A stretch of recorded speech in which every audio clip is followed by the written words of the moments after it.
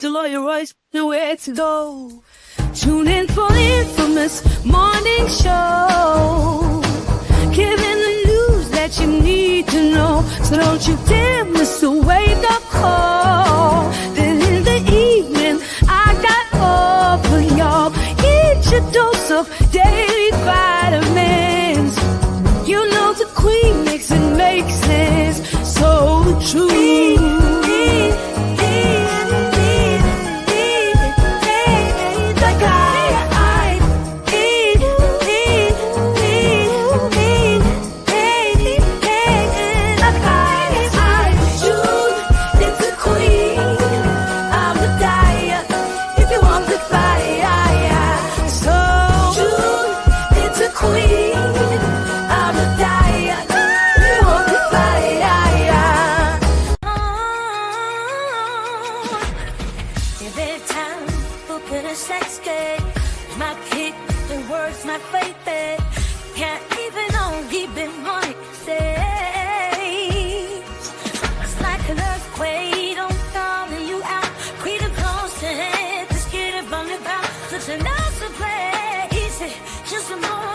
The outside is humid. She turned up her location. She must think I'm stupid.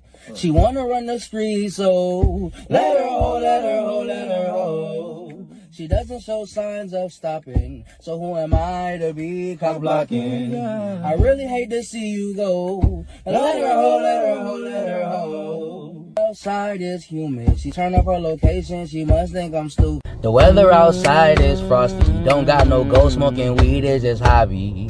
I shouldn't have to tell you he's sorry. Let him go, let him go, let him go. He doesn't show signs of progression. He's just a smooth talker with empty confessions. Girl, I really hope you learn your lesson. Let him go, let him go, let him go. The weather outside is humid. She turned up her location. She must think I'm stupid. She wanna run the street, so let her ho, let her ho, let her ho. She doesn't show signs of stopping, so who am I to be cock blocking? I really hate to see you go. Let her ho, let her ho, let her ho. I'll be home for the holidays, baby. I ain't seen you in a month, but it feel like 8. I don't wanna play nice. I wanna get naughty. You ain't gotta tell nobody. I'ma slut you out, come and be my little thotty. You can bring a friend, we can have a little party. I'ma make it rain, I'ma make it snow. She gon' pop that pussy underneath the mistletoe. Call me Santa, ho, ho, ho. Put it in your stocking, bring it to your door. Chestnuts roasting, she's wide open. Please don't keep me waiting all day. I'm going PH to the LA. I'm going PH to the LA. Merry Christmas, Merry Christmas. Yeah, Zoogie Bay, Zoogie Baby. Zoogie Bay, Zoogie Baby. Very special Christmas. Just keep it going. From me. All right. Hello, everyone. Thanks for tuning back in once again to the original Queen Ahmadiyyah Shakur show. I'm your host, Queen Ahmadiyyah Shakur, and this is your morning wake-up call. So as you're coming in, please feel free to go ahead and subscribe to the channel if you haven't done so already. Be sure to click that notification bell and click the word all so you're notified each time the Queen Goddess goes live. Okay, so let's see who is in here. Byron B is in the virtual building. Bronze Flat Power God. All right. Retired Federal Police Banks. Just anticipate. Mel is here. Hadassah. All right. Let's get into it. Soul Sister. All right. Deronda. Everybody hit that like button. Leon, I see you, beloved. DJ Big Six. Anita Harrell. All right. Let's get into it. Okay. With that all being said, I see you, Buckhorse DC. So shout out to all of my loyal roads and everyone tuned into Queen. I see the Queen. I see you, Millicent. Okay, get the likes up. Also, don't forget to double check and make sure that you're still subscribed, especially if you have not been receiving those notifications. Now, before we get into it, let's have a brief word from my sponsor at 12 Tribes. Do not buy 12 Tribes on Earth hair growth oil and hair magic elixir unless you want super healthy, gorgeous hair that grows. They have a whole line of amazing hair growth products, including hair growth leave-in conditioner spray, hair growth shampoo, hair growth spray, and hair growth butter. All I'm starting to sense a theme here. They include quality natural ingredients. They smell amazing, and you can see the results for yourself. So if you're looking for healthy hair growth for your natural or relaxed hair, try 12 Tribes on Earth today.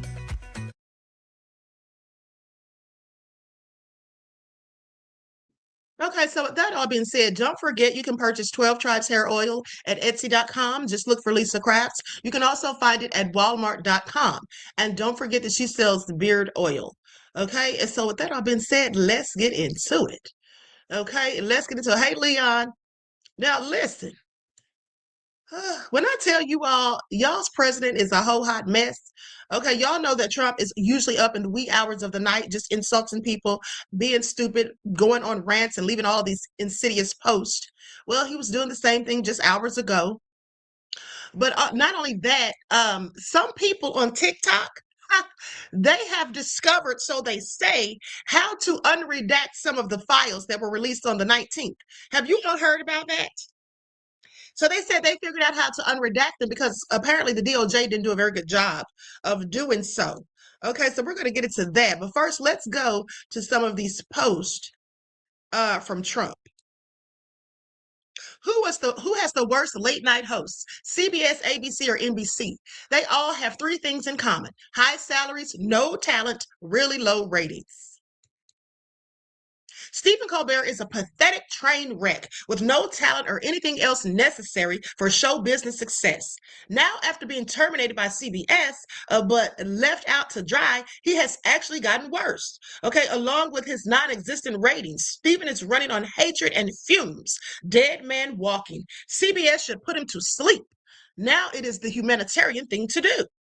Now I want you all to pay attention because that sounds to me like a thinly veiled threat. Okay, CBS should put him to sleep. Let's not forget the dog whistles that we all know that Trump puts out. Okay, what do y'all think he means? Put him to sleep. Okay, because when you put an animal to sleep, that's killing it. So what's he really saying here? Okay, I just want y'all to read between the lines because that's a slick way for him to say, oh no, I wasn't making a threat. Don't be silly. Okay, if network newscasts and their late night shows are almost 100% negative to President Donald J. Trump, MAGA, and the Republican Party, shouldn't their valuable broadcast licenses be terminated? I say yes. This is the kind of stuff y'all's president does. Trying to intimidate people. Now, the White House, and I thought this was very interesting because apparently the White House has decided to take over the DOJ's social media. I'm sorry, why do they need to do that? Okay, because back in the day, the White House didn't interfere with the DOJ's business, okay? The White House has taken control of the U.S. Department of Justice's official account on X in an effort to temper and counter narratives related to the ongoing release of documents related to the case against convicted ex-offender Jeffrey Epstein, according to sources who spoke with Axios.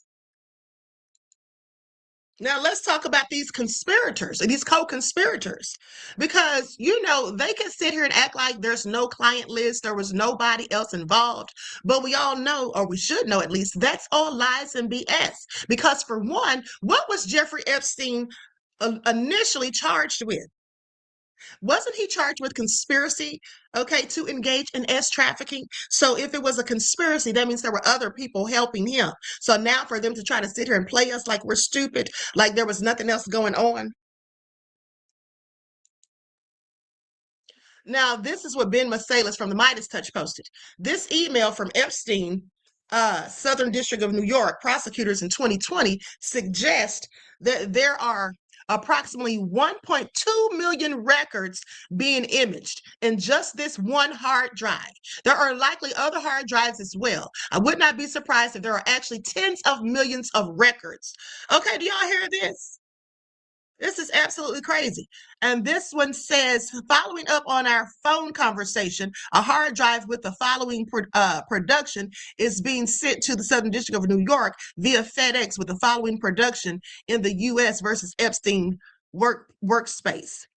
And so all of these files right here is what he's talking about. He said he thinks there's millions of them, and there likely is. Now, Ryan Goodman posted this. This is among the most important list of documents the public needs to see. Okay. Memo on co-conspirators. You see, here it is. All right. So now we're hearing about co-conspirators, but where are the names? Okay. Why is Pam Bondi, Trump, and the DOJ trying to play us like we're done? Okay. So anyway, memo on co-conspirators that we could potentially charge the Monday after Epstein's death. Delivered that Wednesday, 7 pages. Co-conspirator update memo. Okay, December, 86 pages. Corporate prosecution memo, December, 13 pages, never discussed. Prosecution memo, April 26 pages. Hasn't been discussed in the 3 weeks since we sent it perjury. Memo, NM memo will be another 30 pages. Okay, and here's another one referencing again co-conspirators. Also, Epstein's bail argument is due to the judge on Thursday. The actual bail hearing will be on Monday. Then it says, of the 10 co-conspirators, listen to this, of the 10 co-conspirators, 3 have been located in Florida and served GJ subpoenas. Now, do y'all see this? Okay, now, in New York City, 1 in New York City and 1 in Connecticut were located and served. 4 of the 10 are outstanding with attempts having been made. 1 is a wealthy businessman in Ohio. Okay, a lead is being sent to CV. Okay, the remaining 3 are recently out of pocket. All right, I want you all to pay attention. Okay, because the 1 in Ohio, I do believe, was Les Wexner, because there's another document that talks about Les Wexner, the man who owns Bath and Body Works, The Limited, Victoria's Secrets, okay, and all of those things, and who was also very tight with Epstein, the one that accused Epstein of stealing millions from him. Anyway, he's mentioned in another document as having been in Ohio, so I'm pretty sure that's who they were speaking about. Now, this is what Donald Trump posted. And this is from 2024. It says, this is what the Democrats do. This is what the Democrats do to their Republican opponent who is leading them by a lot in the polls. This is AI and it's very dangerous for our country. Also was never on Epstein's plane or his stupid island. Strong laws ought to be developed against AI. It will be a big and very dangerous problem in the future. Okay, so there he was lying that he wasn't on that darn plane. And here's the thing. We found out yesterday from the files that were released, okay, I told you all about it, that Trump was on the plane many more times than ever was initially said.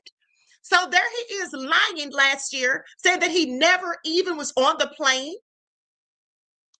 And so anyway, I already showed this one. Anyway, with that all being said, I just find it very interesting.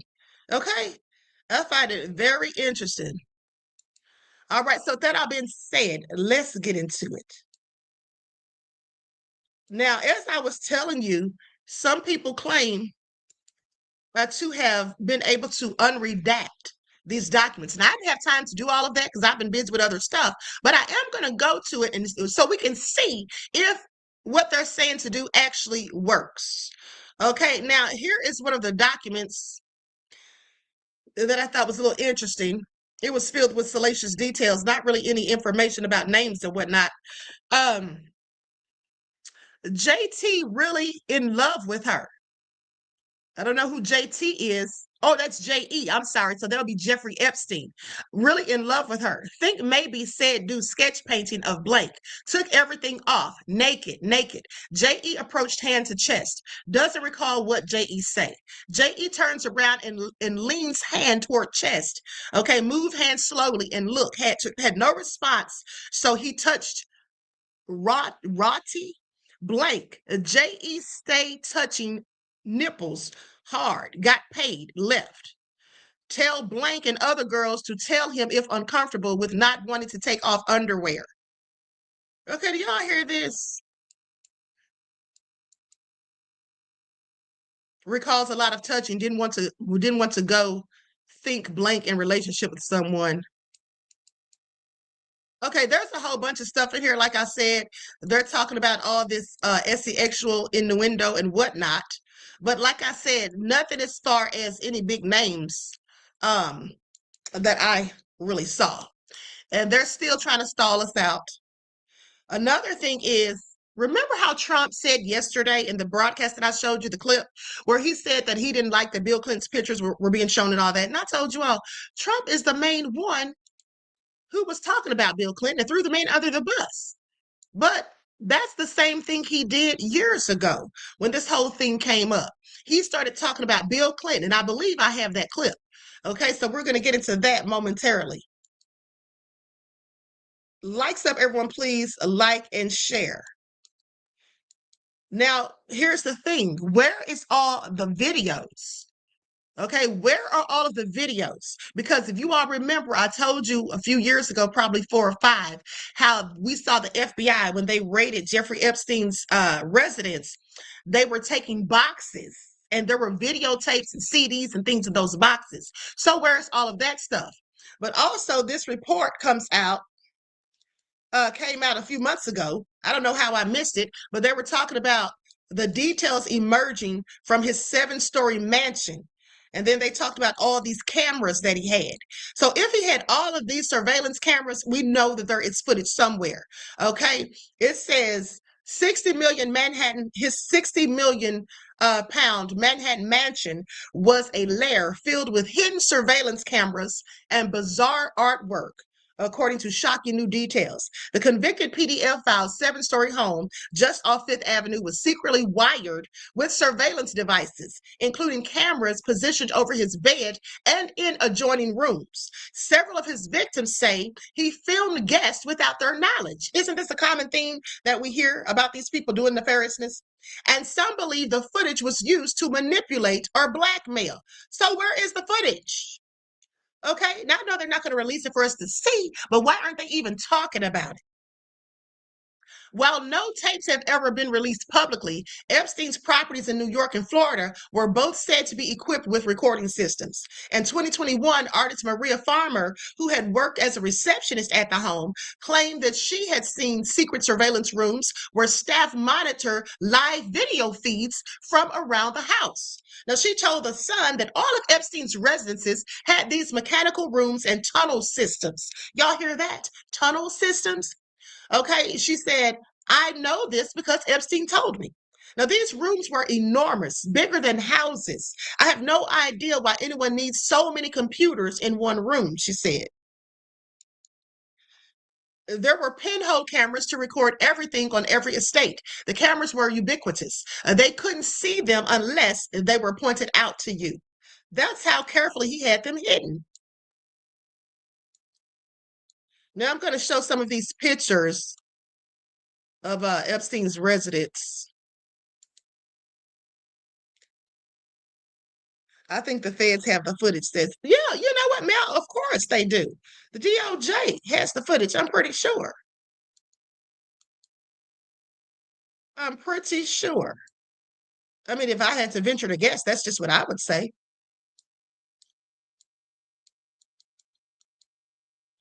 Now, this is inside Epstein's home.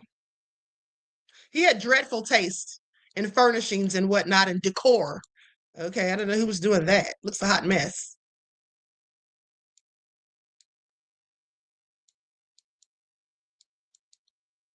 Isn't it interesting how these people can have all this money and yet be so tacky? Okay, and just be so tacky like Trump, putting all of that gold, putting all of that gold in the White House, just looking a hot mess. So anyway, with that all being said, they say the entrance to the 21,000 square foot home was lined with glass cases displaying prosthetic eyeballs. Hanging in the main hall was a life-size sculpture of a woman in a bridal gown clutching a noose-like rope. Up the sweeping staircase, Epstein's personal office was filled with dark wood and strange objects, including a taxidermied tiger sprawled across a rug. Among books on display was a rare first edition of Lolita, of Vladimir Nabokov's scandalous 1955 novel about a man's sexual obsession with a 12-year-old girl that he grapes. You all remember I told you all about that years ago. Now, there were also framed photographs of the financier with world leaders. Okay, are these people co-conspirators? Bet you they are. See, this is why they're not going to tell us who's on their client list. Don't y'all think that it was multiple world leaders, politicians around the globe? How do we get Jean-Luc Brunel? Okay, all the way over in France. You don't think Jeffrey Epstein possibly knew Jimmy Savile? Think that he absolutely did. But let me continue. There were also framed photographs of the financier with world leaders, including Saudi Crown Prince Mohammed bin Salman. Isn't that interesting? Because wasn't Trump just hanging out with him just a couple of weeks ago, had him at the White House and all that? Y'all remember? The Crown Prince, and remember how it's illegal for you to touch him, and that over in Saudi Arabia, and then they had a video clip of Trump walking past and purposely touching the man, and the prince looked at him real crazy. Other notable leaders who appeared in snaps with him include Pope John Paul II. Y'all find that interesting? I've heard stories about what goes on at the Vatican. I'm just saying, not implying anything, but I'm just telling you I've heard things, and I'm sure you have too. Now, and one of him with U.S. President Donald Trump and his wife Melania. Ghislaine Maxwell, his ex-girlfriend and accomplice, who is now serving time in a Texas prison. Well, not anymore because they moved her to Florida to a more cushy one. Okay, if memory serves me correct. Right, and they say Ghislaine, his ex-girlfriend, was in a photograph, but it was cropped to exclude her. Now, elsewhere in the house were photos of naked women, shelves filled with massage oils and lubricants. Kind of reminds me of that baby oil that Diddy had. And a large silver ball and chain. There was also a massage room which featured nude paintings of women. On the shelves were lubricants, and this is all according to the pictures that they confiscated, or that they confiscated and sent to the Times. So that all being said, teenage girls, some reportedly recruited from middle schools in Queens, were brought in consistently to give Epstein massages while he was unclothed. Okay, court records and interviews with survivors detailed how these sessions often turned sexual, and some say he ate it with a B, okay, in front of them, while others say they were great. Now, one of the most shocking claims came from Virginia Giuffre, who has alleged Epstein and his associates trafficked her to powerful men around the world, okay, globally. This is what I'm telling you. Do y'all know how deep this really goes, and how many people of power and prestige absolutely could have and likely were involved? This is the biggest cover-up in U.S. history. I assure you it is. And it's being spearheaded by our own president. Imagine that. But he's sitting there talking about Maduro. I'm not saying Maduro isn't nefarious. I'm just saying that Trump clearly had some beat, in my opinion. Now, with that all being said, go on to say that by powerful men around the world, when she was still a teenager, claims strongly denied by those she named. Well, of course, it's not like they're going to admit it. That's just stupid to think that they would. Now, despite persistent rumors about a stash of blackmail material, including tens of thousands of videos, no such evidence has surfaced, really. So y'all don't have the videos anywhere, even though there's supposedly tens of thousands, and you already admitted how he had all of this surveillance and cameras and all of his estates. Now, in 2023, the FBI said there were no credible proof. That's what they said. There was no credible proof that Epstein used surveillance footage to blackmail anyone. However, Epstein's habit of allegedly recording people and collecting compromising material has left a long shadow. So anyway, with that all being said, what do y'all think? I think there absolutely is footage. Okay? Hold on. Y'all leaving out Hugh Hefner, who was the biggest freaking Hollywood. Well, you know, they never said anything disparaging about Hugh Hefner, beloved. I mean, we know the stuff that he was doing. And, you know, interestingly enough, even when they were trying to stick it to Bill Cosby, and there was a woman that came out and said that she was 16 years old and she met Bill Cosby at a party at Hugh Hefner's house. Nobody still said anything about Hugh Hefner, because what in the hell was a 16-year-old doing at his house in the first place? Okay, if that was even true. All right, so I just find it all interesting. But nonetheless, let's go to some of this footage that these TikTokers made. You all, let me tell you something. I have been very busy, and I'm going to be even more busier later on. And so I had to, you know, I didn't have time to go through all those files and all that whatnot and look through everything. But I promise you, you know, they absolutely, in my opinion, did not mean to drop the link for data set 8. Okay, because on the site they had only posted 1 through 7. And so, people got the link and started downloading that stuff. I told y'all that yesterday. It's a whole lot. And also, might I add that the agents appear to be doing a sloppy job.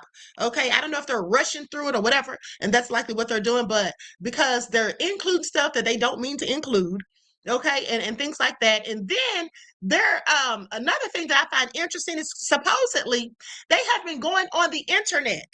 Okay, this is the DOJ. They have been going on the internet allegedly, let me say allegedly, and getting things off the internet to include in the dumps. What the hell's that all about? Because there's actually a fake video that they claim was a video of Epstein trying to take himself out. Now, I find that interesting because that video is old. That video has been on the internet for a minute. And then we know it's fake. Okay. But why did they include that in the stuff they dumped? How did it get in there? It was downloaded and then uploaded. So please make it all make sense. These people are really trying to go all out to throw us off, because here's the thing. And I have told you all this before, months ago, how they would use AI to fool us so we wouldn't know the truth, or we wouldn't be able to decipher between what is real and what is fake. Didn't I tell you all that? And I think that's what they're doing, because they use this AI generated video. Why did they put that in there? And so now that we know that's fake, so do they want us to think that a lot of this stuff or some of these things are fake, or just, I don't know what their plot is. Okay. And another thing I want you all to pay attention to, how many times have I told you that when they're trying to pass a nefarious law that they don't want us to pay attention to or whatever, once in the chat, if you all remember, that's right. Federal Bank says deceptive propaganda create new narratives. Exactly.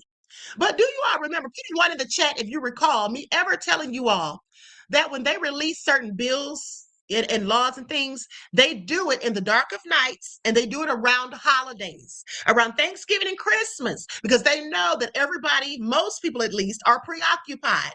Okay, with the holiday season, we're busy and just doing things or whatever. Okay, do you all remember me telling you all that? I just want y'all to pay attention. Okay. I want y'all to pay attention, because here's why I bring that up right now. Because guess what? What time is it? Isn't it Christmas Eve? Isn't it Christmas time once again? And here they are dumping the files. They picked the date of December the 19th. And here we are days later, and they're still dumping. And what do they think? That we're not going to be paying attention. Everybody's out holiday shopping, preparing their meals. People are flying out to see family. Nobody has time. Trump, I got time. Okay, I got time, Trump. At the end of the day, now I may not have time to go through all those thousands and thousands of documents, but I at least have time to stay on his behind, okay, and pull up these receipts. So anyway, with that all being said, I just wanted to make sure you all notice that, because this is not a coincidence, okay?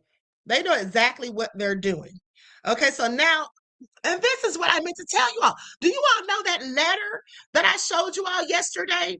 The letter from Jeffrey Epstein to Larry Nassar. They said that's fake. Now they're saying that letter is fake. Now, I don't know if it's really fake, but the DOJ has come out and said that letter is fake. Now, we know the video is fake. Okay, which further makes me think that that's why they put the fake video in there, and no telling what other fake stuff they put in there, so that they could say that some of the real stuff is fake. Is that what they did? I don't know, but I find it interesting, because that sounds very plausible to me. I'm going to share my screen. Like stuff, everyone, please. Don't forget to like and share. Tonight, the Justice Department releasing its biggest batch yet of documents related to the late sex offender Jeffrey Epstein, including this fake Austrian passport with Epstein's photo and a false name. The new release also includes documents that mention President Trump. In one email, a federal prosecutor, citing flight logs, says Trump was a passenger on at least 8 flights between 1993 and 1996, between New York and Florida on Epstein's jet. That he traveled with his then-wife Marla Maples, daughter Tiffany, and son Eric. And saying on another flight, the only 3 passengers are Epstein, Trump, and a 20-year-old whose name is redacted. The files also include this handwritten note, purportedly written by Epstein and sent to Dr. Larry Nassar, another notorious sex offender, including the quote, "Our president also shares our love of young nubile girls." But tonight, the Justice Department says the FBI concluded the letter is fake, saying the FBI determined the writing does not appear to match Jeffrey Epstein's.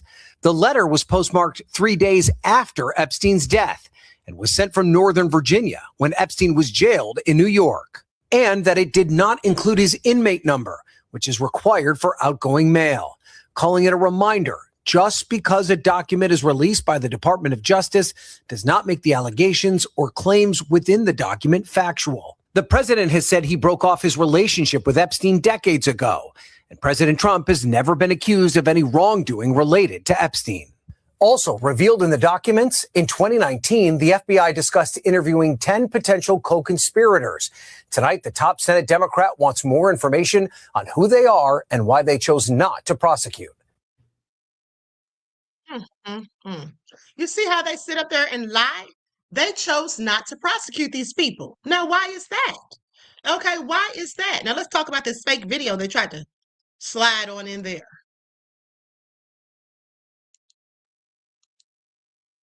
From the Epstein files is going viral right now. It appears to be footage from inside Epstein's cell the night that he died, and it looks like he's trying to take his life in the video. But before it spreads too far and goes too viral, this video is fake. I'm going to play the video for you very briefly. It's pretty much all it is, just 12 seconds of this. It says J. Epstein, the date and the time, and it's just this for that amount of time. And if you zoom in on the video, obviously it looks fake from this close up. Now, the question is, why was this video part of the Epstein files? I mean, it does come from a justice.gov website. Well, that video was emailed to the Department of Justice in link form by somebody who's concerned, saying like, hey, I think this is footage of Epstein taking his own life. Is this real? Have you seen this?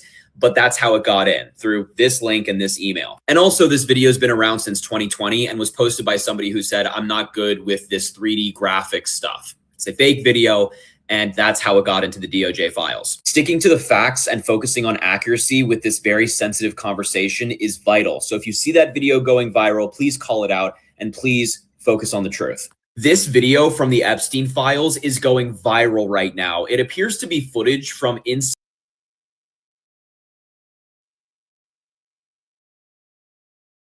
Okay, so that all being said, the video is clearly fake.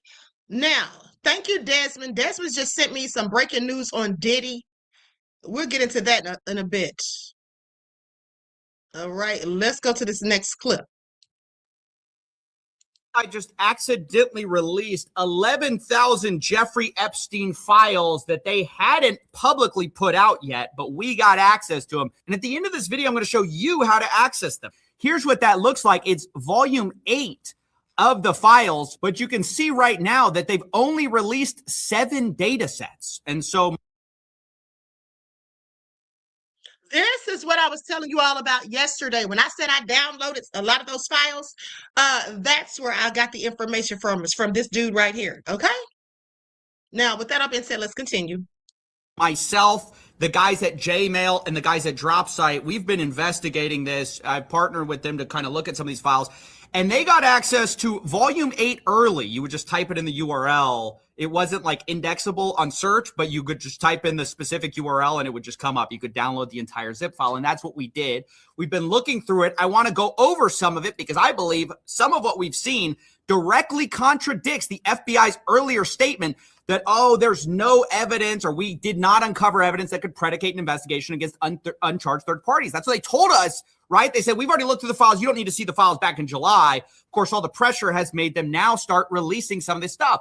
And we believe that this was slated for release, but remember, they weren't going to release all the files yet. They had to hold some back. Well, we believe that these 11,000 files are part of what they held back, because clearly they aren't out, and clearly they were ready, because a lot of these are redacted. I mean, already you can see we found several files that were, once again, over 100 pages of redacted information. So it was all ready to be released. It's unclear why it wasn't. But let me caveat before we get into the material that this is a breaking story, and as such, I'm sure there's going to be some pieces of information that we are interpreting or trying to interpret live. And because of that, I want to warn you to withhold your judgment on some of this stuff until we get more evidence. I'm sure the president's going to be asked about some of this stuff. I'm sure Todd Blanche, Pam Bondi, they're going to get asked about this because it is extremely damning, I think, what we see in some of this. Specifically, I want to draw your attention immediately to the 10 co-conspirators that are mentioned in some of these emails in 2019. Now, this is just alarming stuff because prior to this, remember that all we really had was Jeffrey Epstein and Ghislaine Maxwell. That's the only people who have ever faced any charges at all. Ghislaine Maxwell, the only one who actually faced consequences.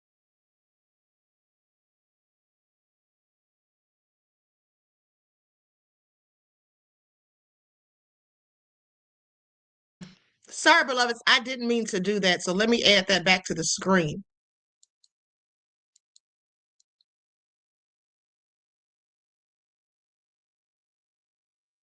At the bottom, we see that this is the violent crime section, crimes against human trafficking unit. And we can see that of the 10 co-conspirators, 3 have been located in Florida, served grand jury subpoenas, 1 in Boston, 1 in New York City, 1 in Connecticut were served. 4 out of the 10 are outstanding with attempts having been made. What is a wealthy businessman in Ohio? A lead is being sent to CV, and the remaining 3 are currently out of pocket. This is stunning stuff. Previously, we did not know how many co-conspirators were suspected of, or I'm not aware of anything like that. And additionally, some of the details on this are revealed later because we see this subject line. It says co-conspirators at the top, and it says blank does not need to head out. We made contact with blank last night in New York City. Blank last night in New York. Contact was made with blank, blank, and blank. By the way, I love how these potential co-conspirators are people who are being blacked out. Like, why? I thought the whole point of this was you couldn't redact people for personal information reasons or for public embarrassment. You could only redact on the basis of it being a victim. And I'm not sure how these people could possibly be victims here. Epstein Files Transparency Act prohibits redactions, quote, on the basis of embarrassment, reputational harm, or political sensitivity. Has anything been redacted on that basis? Absolutely, positively not. But anyways, you can see that it says attempts were made to blank and Brunel. That's Jean-Luc Brunel, the famous who's now dead. Blank is confirmed to live in New York, was away for the holiday weekend. We did not have a good address, but an attempt was made in New York. Attempts are made to Maxwell today. Blank, you get it. Like, it's all the people they suspected this whole time are redacted, of course. And they say, I do not know about Ohio contacting Wexner. Now, that's a reference to Les Wexner, the former CEO of Victoria's Secret. This is huge. We've long suspected that he was, of course, one of the co-conspirators. And obviously, the fact the FBI suspected it isn't a 100% proof confirmation. But clearly, they were serving grand jury subpoenas. I mean, that must be who they're talking about, one wealthy businessman in Ohio, because later it's confirmed by this whole idea of Ohio contacting Wexner. And you can see at the bottom, this is from the FBI New York. When you get a chance, give me an update on the status of the 10 co-conspirators. This is really bad to know that we knew as early as 2019 the right people to target, and yet our FBI, who's had evidence of this the entire time or leads on it, has declined to prosecute, right? Because this is what the FBI now tells us. Oh, don't bother. Don't worry about it. That's what they wanted us to believe in July. Fast forward to December, we find out there's 10 guys that they knew about since like 6 years ago. It's insane. Even over here, we see that in one of the lawsuits, I believe this is with Maxwell, the government actually wanted to refer to people at trial as co-conspirators of the defendant, aka Maxwell, for the purposes of a rule. And then they say Jeffrey Epstein, and then there are 2 names listed there who are going to be listed as co-conspirators. Again, who are those people? We were told that the only co-conspirator now is Maxwell, and if you don't believe that, you're crazy, you're a conspiracy theorist. But back in 2020, this was an idea not just promulgated by wackos, it was promulgated by who? The FBI themselves, the Department of Justice. Look at this. Now, I want you all to pay attention because now they want us to think that we're conspiracy theorists and that we're just all crazy forever thinking that there were co-conspirators. But that's what they were investigating themselves. Okay? Very interesting. And this further proves that Bondi was lying, okay, when she said, oh, there's no people that we can prosecute. Cash Patel, same thing. Co-conspirator question transcript. This is from USA NYS. They say, question, when Jeffrey Epstein died, a lot of people asked, who's next? Is the government going to hold people who are accused of helping him recruit these girls? Are they going to hold them accountable? And then the answer is, well, I'll note that the original charges against Jeffrey Epstein contained a conspiracy charge, and we allege that there were conspirators involved. Jeffrey Epstein couldn't have done what he did without the assistance of others. And I can assure you that our investigation is moving forward, except I guess not. Against everyone except for Ghislaine Maxwell, it got killed. Like, Ghislaine Maxwell was the only one who faced justice, right? Except then she got moved to Club Fed, to this nice prison, right? And by the way, that a whole interesting interview we saw happen with Todd Blanche, which is Trump's former defense lawyer. So he got grilled on Meet the Press about his relationship. Like, Okay, I'm going to stop right there. Okay, so like I said, I'm glad that he has all those documents and was going through them like that, because I didn't have time yesterday to do all of that. Now, with that being said, this guy says that there were 20, possibly 20 co-conspirators that they knew about.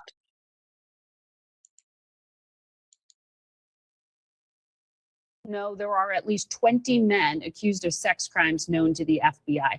How do you know that number? And do you know those names? Yeah, the survivors' lawyers have told me those numbers, and they've described their professions in general, but they've only given me one of those names, and I mentioned that in a congressional hearing, Jess Staley. So I searched these documents. I didn't see Jess Staley's name, nor did I see 19 other names. And here's why we shouldn't be optimistic that Blanche or Bondi are going to release these things. They sent a 6-page memo to Congress and said they cited pre-existing laws as reasons that they weren't going to follow our law. For instance, our law requires them to release information regardless of embarrassment, but they are trying to say that a previous law prevails when it doesn't. Common sense says it doesn't. The Privacy Act doesn't protect them from that. And then also, as Rose said, internal communications, they're using a FOIA standard that doesn't apply because our law already says they have to give us internal communications. You said you know. Okay, so y'all heard that. That man said he was told about at least 20. All right. And then here is Cash Patel when he's been grilled about this all before Congress. Here is what he said. Let's go to the clip. Who, if anyone, did Epstein traffic these young women to besides himself? Himself. There is no credible information.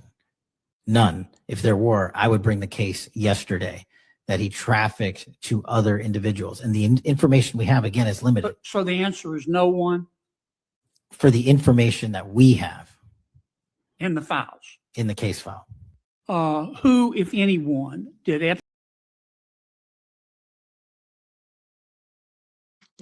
Lying through their teeth. Okay, they don't want justice. They aren't being transparent. They're still doing everything they can to hide the truth. Okay, mixing in fake AI generated videos and things, saying that letters are fake. All right, and they say that it doesn't match Jeffrey Epstein's handwriting. That's their excuse. Readable. It's completely redacted. Now, look at all of these redactions. This is so ridiculous. Why would you release this like that? You can't see any darn thing. Look at it. Acted, ridiculous. For the most part, the first 50 pages. This one's not readable. It makes no sense. Okay, makes no sense whatsoever. Let's continue. Lights up, everyone, please. Don't forget to like and share. Thank you in advance. I've seen the Justice Department acknowledge it's an incomplete release, but they have put out more than 13,000 files. They say more will come. This isn't everything you asked for just yet, but would you acknowledge that they are complying with the spirit, if not the intent of your law? No, they're flouting the spirit and the letter of the law. It's very troubling, the posture that they've taken. And I won't be satisfied until the survivors are satisfied. You know, I said in the hours leading up to this release that we will know if they are complying if they implicate any of the other criminals that are involved and the suspects that are involved, that the witnesses, the victims themselves have given to the FBI, and they've never been mentioned.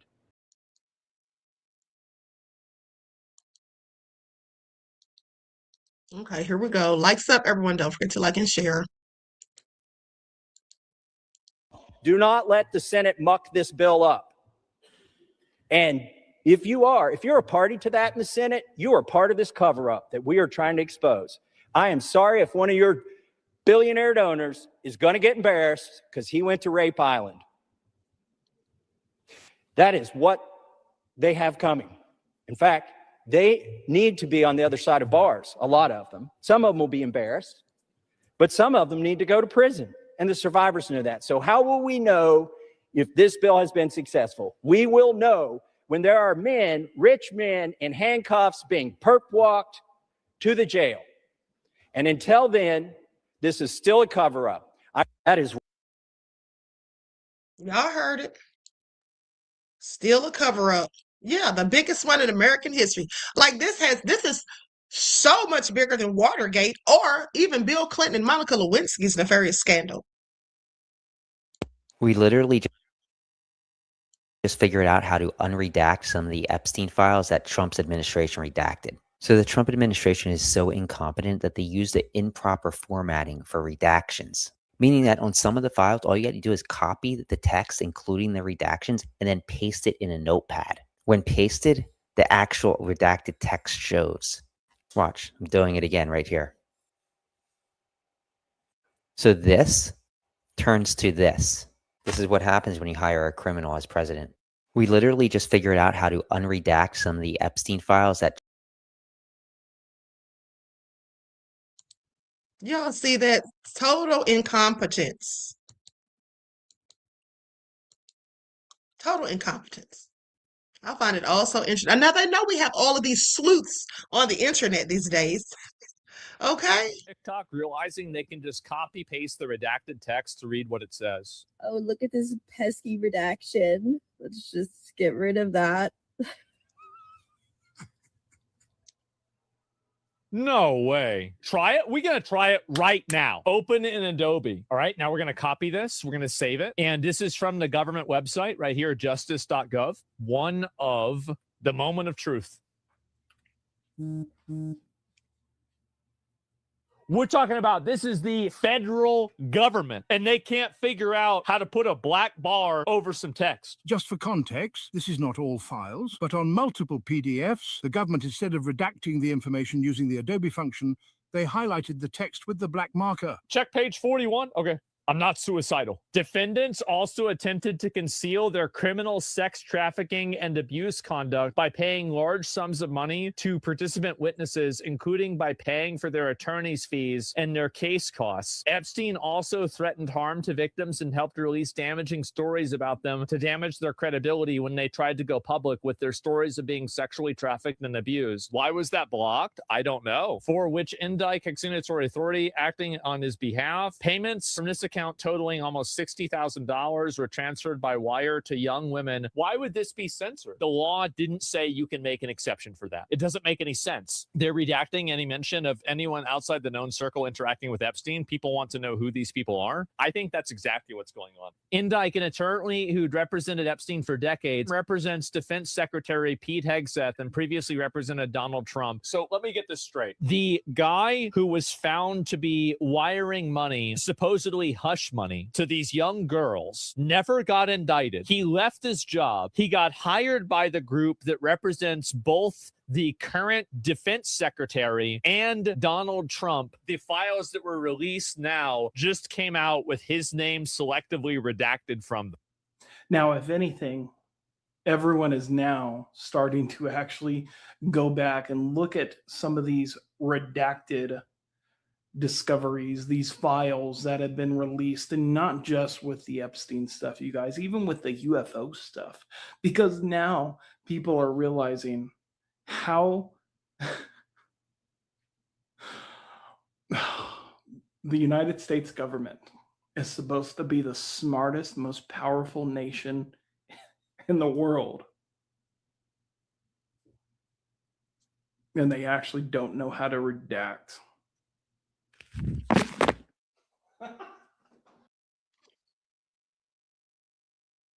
Okay, I find it also nefarious. Did y'all see that?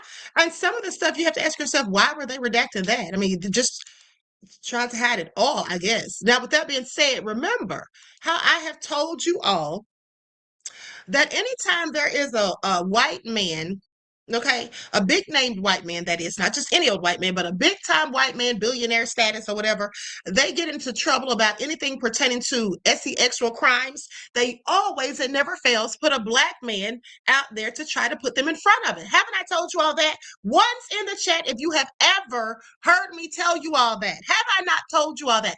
Do you remember the video that I did years ago where I showed the timeline between R. Kelly, okay, surviving R. Kelly, that whole thing, how it coincided with Harvey Weinstein. Harvey Weinstein was exposed. These women started coming out. It was the Me Too movement, okay? And everybody's talking about Weinstein, but then before you know it, they put R. Kelly out there. Now, all of a sudden, everybody is talking about R. Kelly and nobody's really mentioning Weinstein. Then, that's not, I mean, they've always done this. And then let's not forget also that while the Diddy trial was going on, Harvey Weinstein was having his retrial.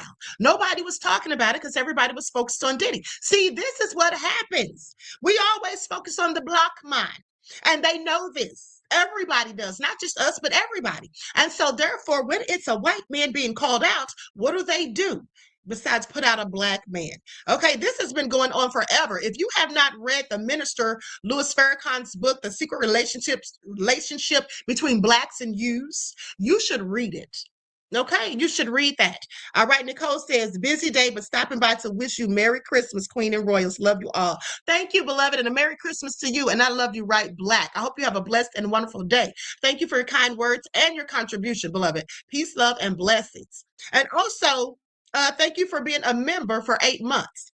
Okay, now with that all being said, so they still continue to do this because you see now it has come to my attention that they used Michael Jackson to shield Epstein. That's what they did. And this is why when all of this stuff starts coming out, they keep showing that picture of Michael Jackson with Jeffrey Epstein because they know the accusations against Michael Jackson in the past, but Michael Jackson was also acquitted of them. The FBI investigated him for a whole decade and found nothing, zilch, nada. That's what they didn't find. He was absolutely acquitted. Michael Jackson was innocent. Let's just keep that in mind. But here's how you know that they tried to use him with the second case against Michael. Remember, the first one was in 1993, those first allegations. But then there came more allegations in 2003, November. Michael Jackson's second case refers to the major criminal trial for child sexual abuse allegations by Gavin Arvizo, which began with his arrest in 2003, leading to charges filed in early 2004, and the actual trial was in 2005, following the earlier allegations from 1993 that were settled in court. All right, so the trial started in 2005. The high-profile criminal trial for these charges took place in 2005, where Jackson was ultimately acquitted.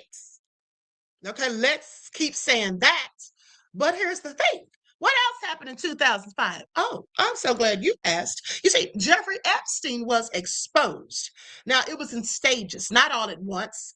So the first major exposure for Jeffrey Epstein, let me just share this on the screen. Okay, so nobody thinks I'm painting false narratives because I keep telling you all what to watch for. We should know them by now, okay? You see that? If you can't see it, it says 2005 to 2008. In 2005, police in Palm Beach, Florida, began investigating Epstein after a parent reported he had sexually assaulted their 14-year-old daughter. Okay, and then it snowballed from there with more and more allegations coming out.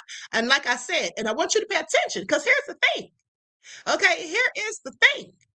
As I told you about that book, okay, written by the minister, The Secret Relationship Between Blacks and Yous. Okay, I want y'all to pay attention because Harvey Weinstein is Jewish. R. Kelly is black. Michael Jackson is black. And Epstein's Jewish. Okay, do y'all see where this is going? Also, let's not forget that 1915 silent film called Birth of a Nation. Now, that depicted a Caucasian man in blackface who was chasing a white woman, trying to grape her. That's what that all was. And that was to portray black men as brutes. Okay, and rapists who lusted after white women. okay, to paint them in a negative light. Now, why did that happen? Why did that film come out? Well, because in 1913, right here in Atlanta, Georgia, downtown on Peachtree Street, there was a Jewish man by the name of Leo Frank. And Mr. Leo Frank owned a factory. There was a little 13-year-old white girl by the name of Mary Fagan. You see, Mary Fagan worked at his factory. And on one Saturday, Mary Fagan walked down to that factory to retrieve her check. She never came home. Days later, they would find her little body battered and bruised and great, and she was dead. And guess who they said did it? Mr. Leo Frank, who also was the same person or the same type of person as Weinstein and Epstein. That being said, that movie, Birth of a Nation, came out 2 years later and completely changed the narrative to where people had previously been saying that these people are the one to watch. Now they started saying that the black man is the one to watch. So whenever you see these people in the news for nefarious, deviant, sexual things, you will later see that there is some black man that's about to be put out there, okay? Even if they knew that he had crimes decades ago and never said anything. R. Kelly, because we knew about R. Kelly from the 90s. Okay, they never put him on trial then. They never had surviving R. Kelly. When Harvey Weinstein gets exposed, now let's go dig up some stuff on R. Kelly. It's time to send him to jail. Okay, I just want y'all to pay attention. That's how it all goes. Okay, thank you for your quest for the truth. Happy holidays. Thank you, beloved. I really appreciate you. Okay, I really appreciate you. Peace, love, and blessings. Thank you for your kind words and your contribution to the channel. Now, with that all being said, don't y'all find that interesting? Okay, because this is something that's been going on forever, basically. All right. So like I said, that's why I think they came up with that second batch of BS on Michael Jackson. Because first of all, like I said, he was acquitted. Now, that being said, let's continue.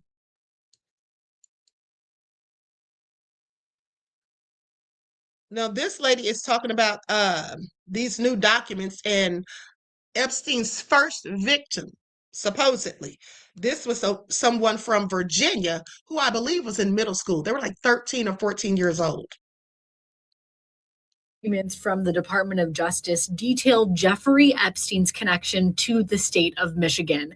That's where he apparently met his first known victim. According to the document, Epstein met a 13-year-old girl at the Interlochen Arts Camp in Interlochen, Michigan. That's in northern Michigan.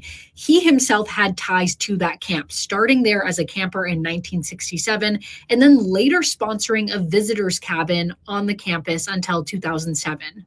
The document states that Epstein and Ghislaine Maxwell met the victim in the summer of 1994. They approached her as she was between classes, and that's when the grooming started. They took her to movies, they took her shopping, and even paid for her voice lessons. That document also details how Epstein brought the victim to Mar-a-Lago to meet Donald Trump. The documents claim Epstein told Trump, quote, "This is a good one, right?" Allegations of abuse continue into the late 90s until the victim eventually moved from the East Coast to Los Angeles. We are still waiting for more documents to come out. All nefarious. Okay. Absolutely egregious. Likes up, everyone. Please don't forget to like and share. Department dropped 30,000 new Epstein files. There's a bunch of things to talk about. Before I do, let me just say this. This is a tactic by them. They're doing this on purpose, releasing these chunks with a bunch of salacious things so that the headlines just get engulfed in it. Reporters don't know which piece to report on. Every time you scroll, you're going to see something about it.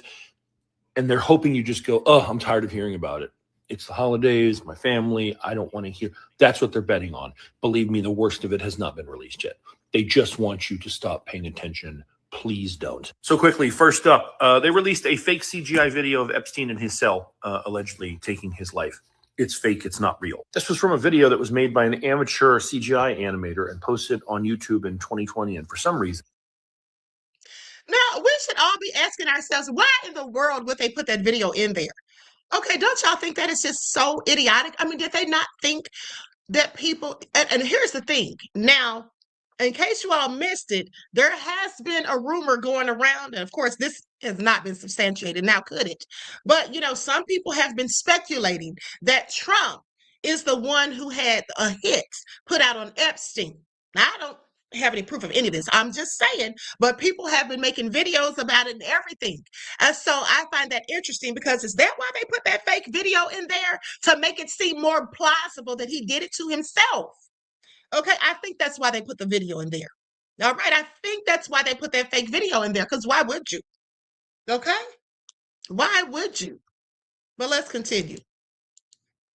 That video, which clearly states it's CGI, was downloaded and then uploaded to the DOJ site and going like, here's footage of him taking his life, which it is not. Why would you do this? Why are you going and finding stuff on the internet to add to the files unless you're trying to hide other things? So you're just trying to like flood us with stuff. Here's an FBI report where someone told that the party at Donald Trump had invited them all to a party at Mar-a-Lago. Redacted told this person she wanted to go, but then that person told her it wasn't that kind of party. It was for prostitutes. Why was Donald Trump hosting a party for prostitutes at Mar-a-Lago? Then we have what is allegedly a handwritten letter by Jeffrey Epstein from prison to Larry Nassar, the USA Gymnastics doctor who assaulted all of those young girls. I'm going to read you all what this says, but if you're a victim of the kind of stuff that Jeffrey Epstein... Okay, now they're saying that letter is fake, like I told y'all. I'm going to skip past him reading it because we already know now, what I it said. take against President Trump that were submitted to the FBI right before the 2020 election. To be clear, the claims are unfounded and false, and if they had a shred of credibility, they certainly would have been weaponized against President Trump already. Who determined that they're uncredible? It sounds like what you're saying is if they were credible, they would have been weaponized. And because they weren't, they must not be true. That's not the same as confirming that they're not credible. And not for nothing, remember when Kash Patel testified this? Credible information. None. If there were, I would bring the case yesterday that he trafficked to other individuals. And the information we have, again, is limited. So the answer is no one? For the information that we have. No one he could have gone after, huh? That's funny because this reveals the FBI was investigating 10 Epstein co-conspirators, including billionaire Les Wexner. See? Right there. 10 co-conspirators. This is a clusterfuck of epic proportions. Not a cluster, fruck.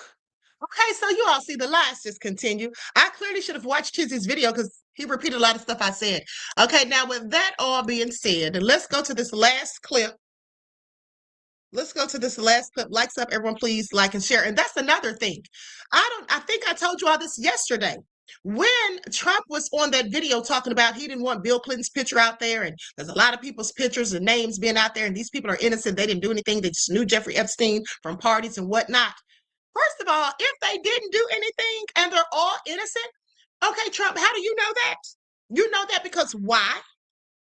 How would he know who was innocent and who was guilty? How would he know who actually didn't have anything salacious or nefarious going on with Epstein and Ghislaine Maxwell? How would he know that? Okay? How would he know that? It's obvious he's just trying to sit here and paint narratives and act like, oh, they're just lying. All of us just took pictures. It was just parties. And then he said he never was on the plane last year. Now we find out, I mean, we knew he was on the plane, but now we find out you were on there even more than was reported. Files were released. I spent all night going through them, and I can tell you they're exponentially worse for Trump than the first drop. Here are the 9 most shocking things I found. In a witness statement from 2020, an individual claimed that Donald Trump had invited her to a party at Mar-a-Lago. One of Epstein's associates told her not to go because it's frequented by women of the night. In another FBI witness statement, an individual claimed that there's films of both Donald Trump and Bill Clinton that Epstein had in his possession. The DOJ also admitted that there were 10 co-conspirators to Jeffrey Epstein, but redacted them all but one. That one was Lex Wexner, the Victoria's Secret billionaire. A limo driver told the FBI that he had overheard Donald Trump speaking to a man named Jeffrey, telling him about abusing young women. The same individual told the FBI that he knew a woman who had horrible things done to her at the hands of Trump. A DOJ investigator emailed their superior after a media outlet had contacted them to verify the claims of a victim having intercourse with Trump attorney Alan Dershowitz. A letter allegedly sent from Jeffrey Epstein to Team USA doctor Larry Nassar, who committed horrible crimes against his women patients.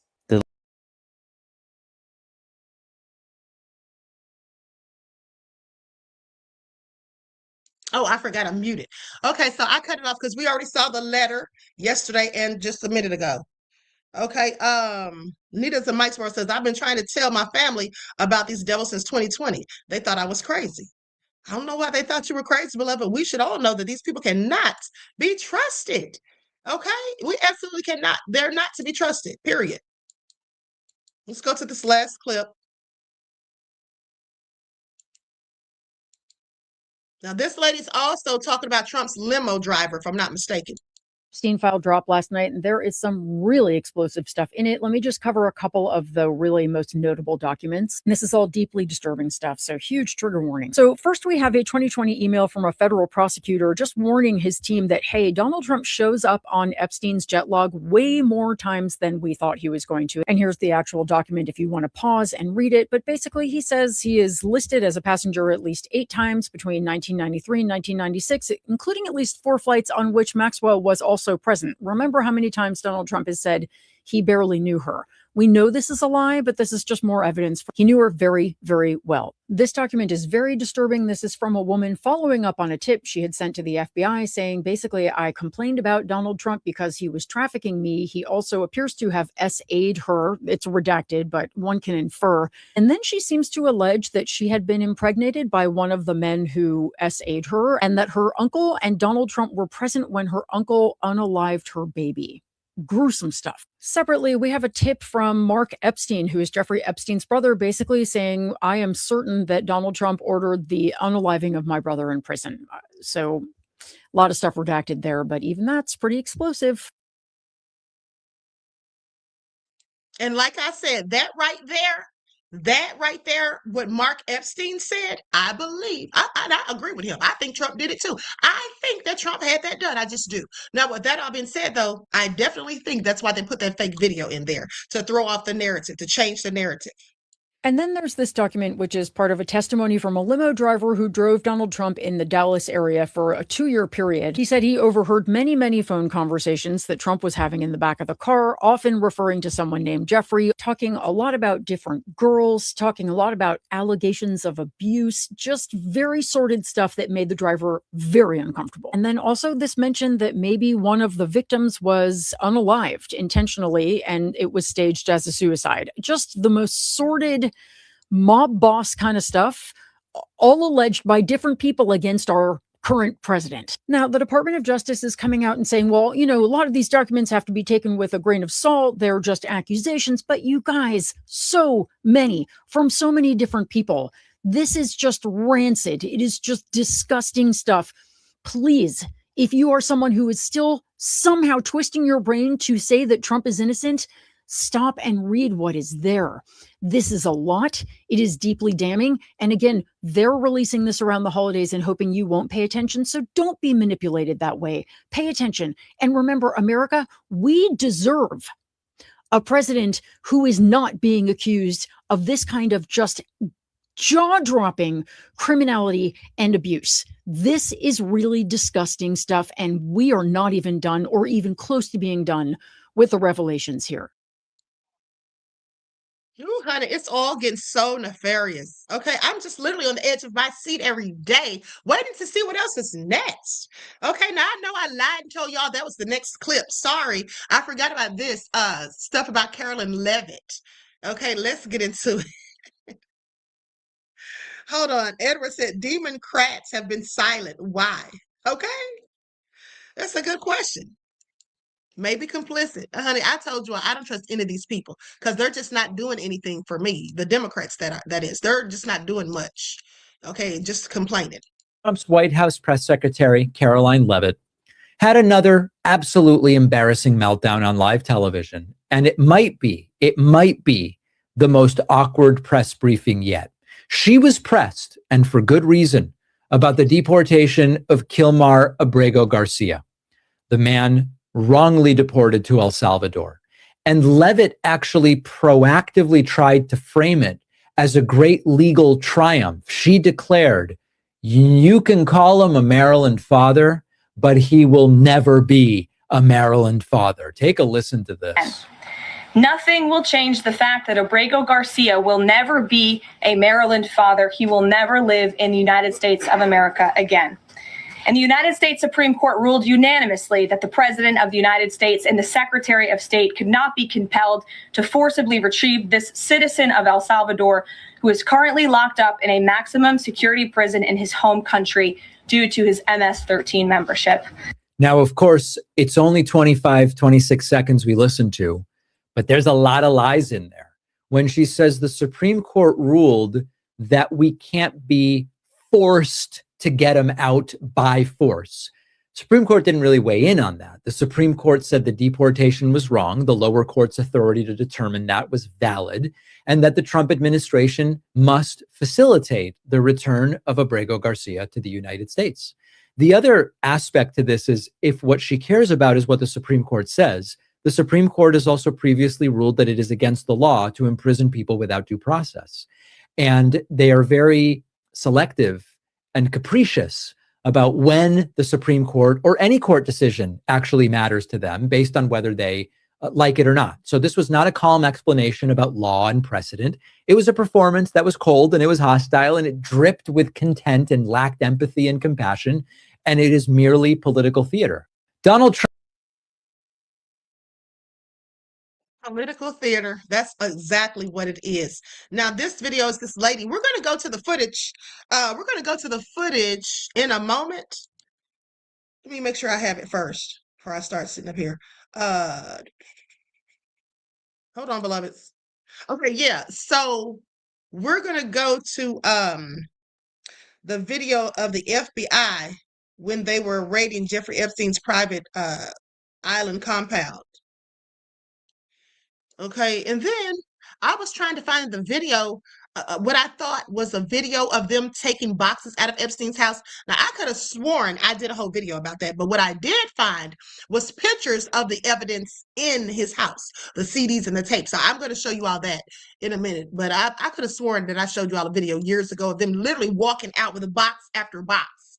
Okay, walking down the steps, boxes after box, okay, VHS, CDs. Y'all don't remember that? Now I can't find that video anywhere. And that was around 2020, if I'm not mistaken. This video is just a lady going in, dragging Caroline Levitt, and I'm here for it because I can't stand her.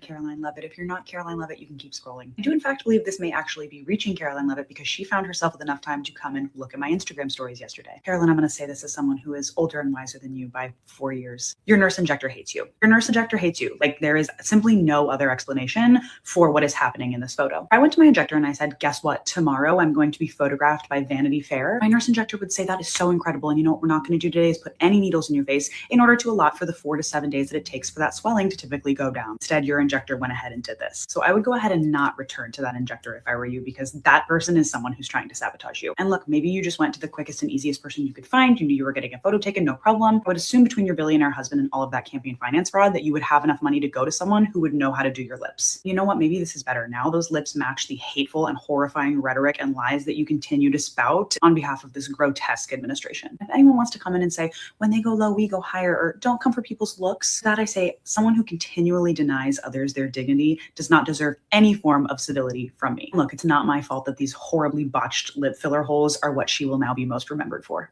This video is...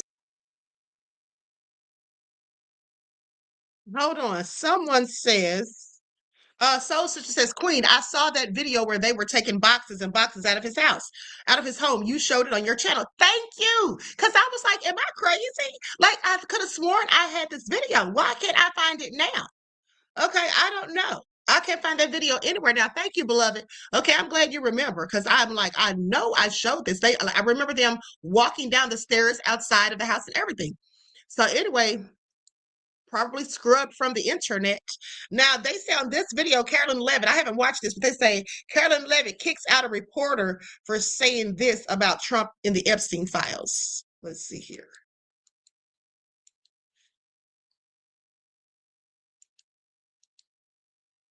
Question yesterday, the White House Office of Management and Budget directed across the board freeze, with some exceptions for individual assistance, we understand, to federal grants. It's caused a lot of confusion around the country among Head Start providers, among providers services to homeless veterans, Medicaid providers, states saying they're having trouble accessing the portal.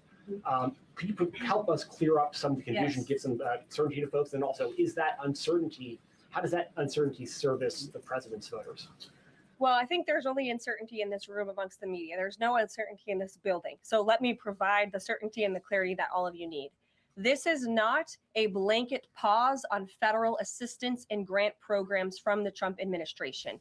Individual assistance, that includes, I'm not naming everything that's included, but just to give you a few examples, Social Security benefits, Medicare benefits, food stamps, welfare benefits, assistance that is going directly to individuals will not be impacted by this pause. And I want to make that very clear to any Americans who are watching at home who may be a little bit confused about some of the media.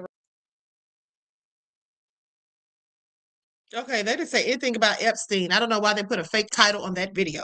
Okay, my fault because I should have watched it first. All right, with that all being said, let's go to this video from CBS. Yeah, this is from CBS from 6 years ago. Epstein probe in images emerge of police raid on the private island. Okay, so let's go to this. See, with this is what you have to do. You have to go dig up the old information that was put out and then compare it to the new information, or just put it all together to try to paint a better, more vivid picture, okay, of just how deep this cover-up is. Because when you go back, you start seeing that Trump was saying one thing then and he's saying something else now, and just all the while trying to shift blame to other people like Bill Clinton.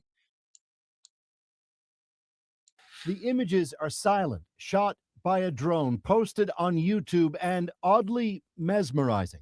It's Jeffrey Epstein's private island in the Caribbean, a place seemingly befitting any self-proclaimed billionaire, but in this case, one who was also a convicted sex offender, facing fresh sex crime charges when he apparently killed himself early Saturday in a jail cell in New York. This island, say his accusers, was where young girls were brought from around the world to be used as sex slaves.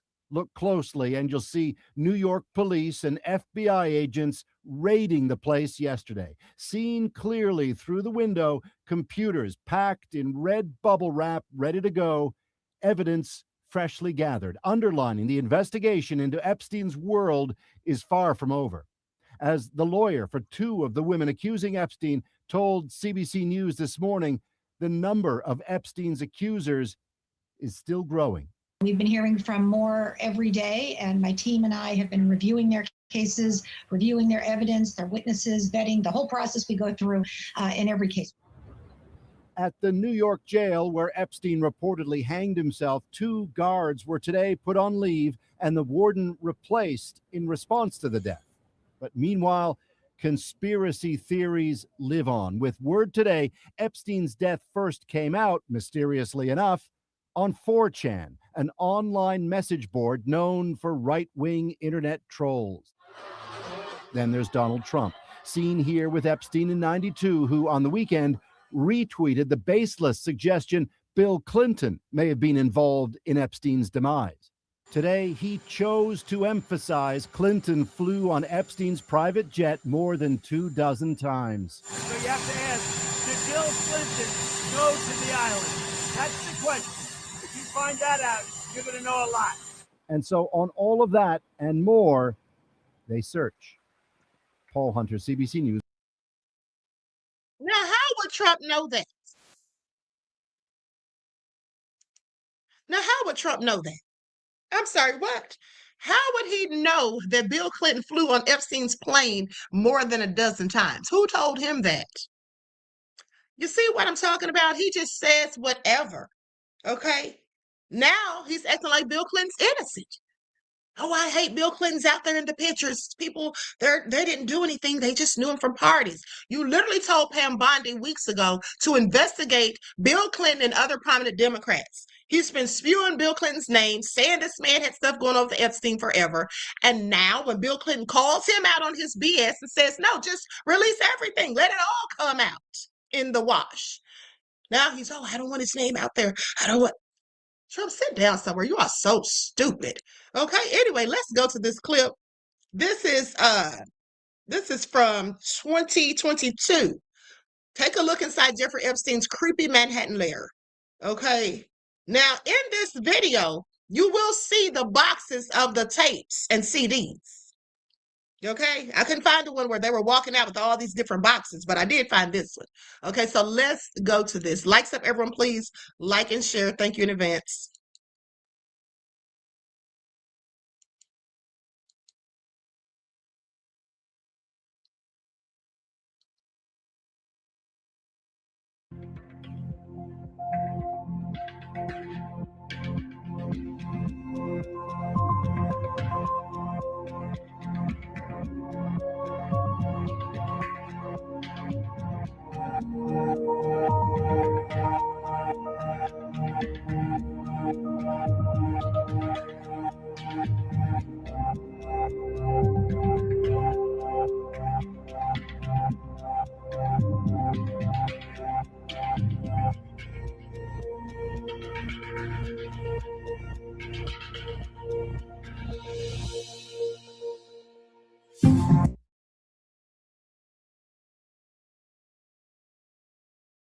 Now, where's all this stuff at?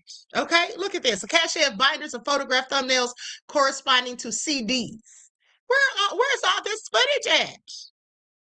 Okay, why aren't they talking about this?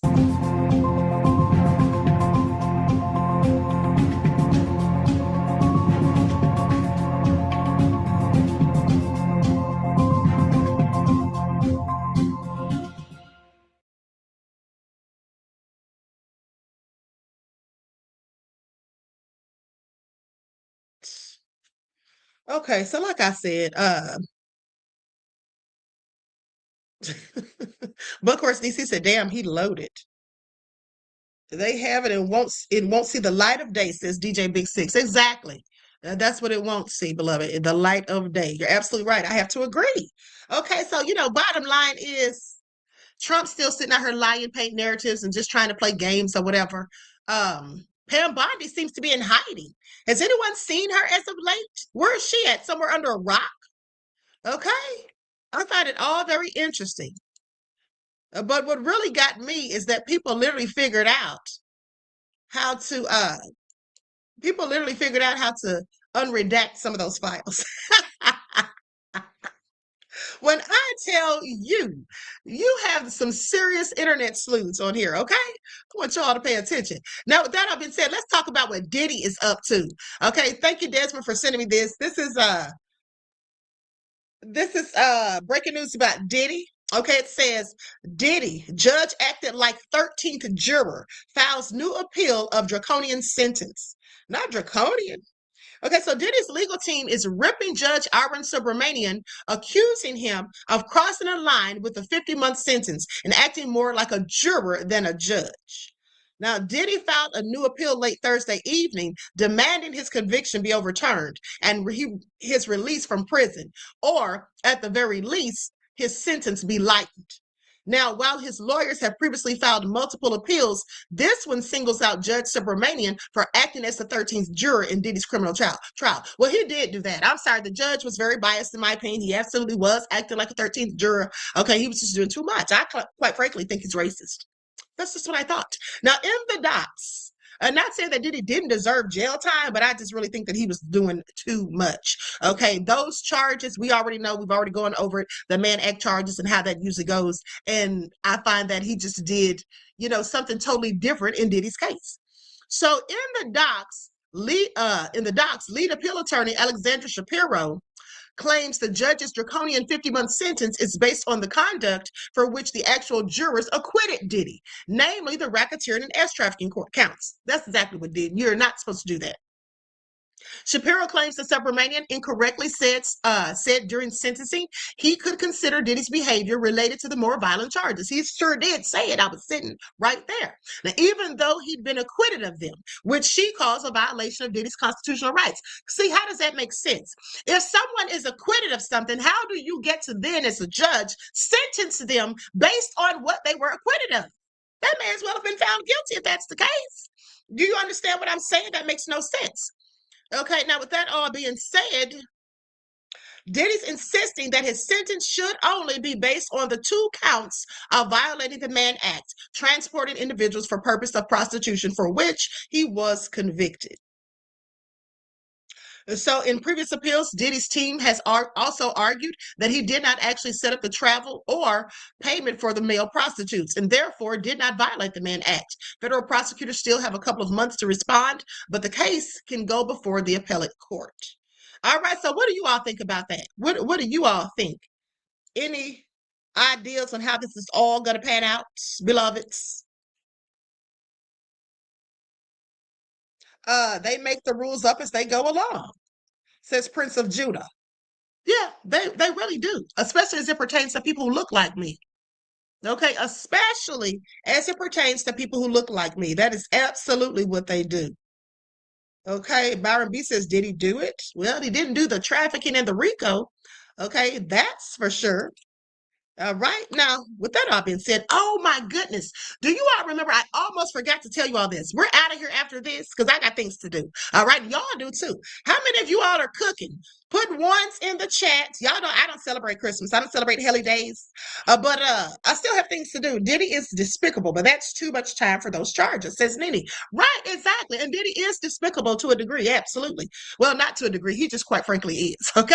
When we saw the 50 Cent documentary and found out that Diddy literally used Biggie's money to fund his own funeral, that was just dastardly. Okay, that was just dastardly. And quite frankly, I still have questions about if Diddy had anything to do with Tupac and Biggie's deaths. All right, so there's that. And I know some people were like, well, why were you saying that at the trial? Here's why, because what he was on trial for didn't have anything to do with that. Okay, period.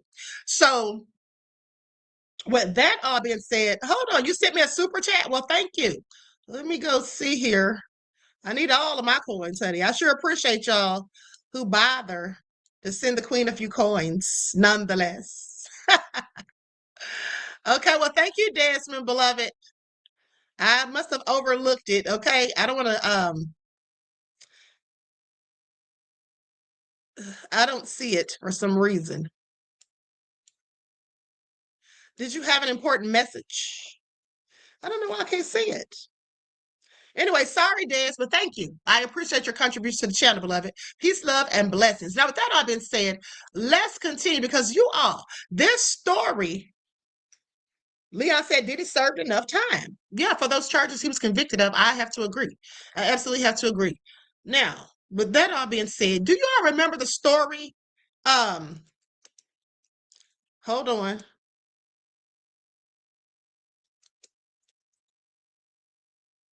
Remember I reported to you all about the father who went up to Kentucky State University. This was reported about a week ago. I told you all this information. And he shot these students who had jumped his son. Do you all remember that? Dem says, at least I know I'm loved by the queen. Yes, you absolutely are, beloved. You absolutely are. Okay. And thank you for your contribution to the channel. Peace, love, and blessings. Now, for those of you who didn't see that, we have got to talk about it because when I tell you that there is new information that Desmond sent me yesterday, and I was like, wait a minute, say what? Because I think that I was going in on the man because I'm like, if they were fighting, why would you pull out a gun and start shooting? That's the way it was framed. Okay, from the people that spoke on it from the get-go. Let me see if I can find the first report. Hold on, beloveds. Give me just a second. While I'm looking for this, just so you all are not just sitting here bored, let's play some smooth sounds of jazz from the Queen's owned production.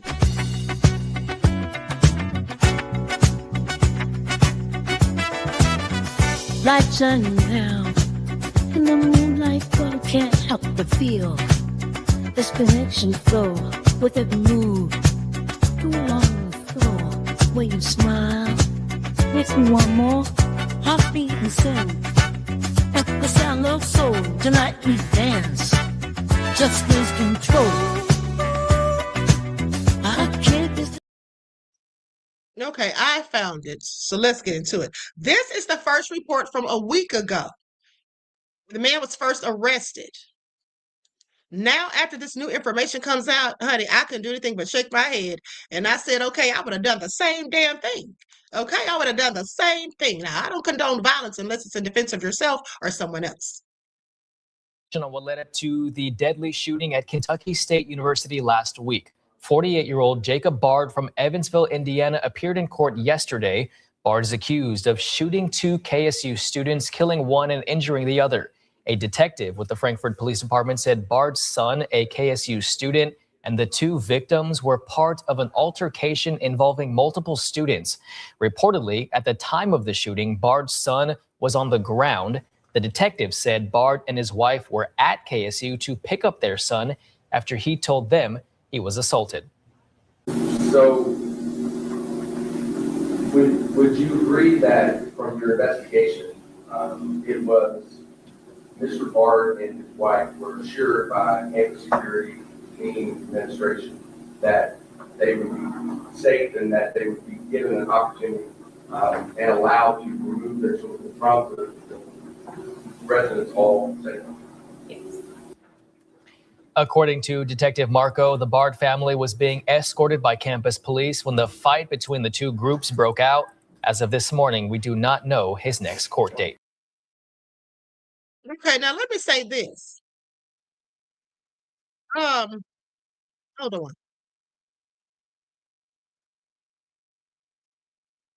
Hold on, beloved. Trying to see something here. Which one of these videos?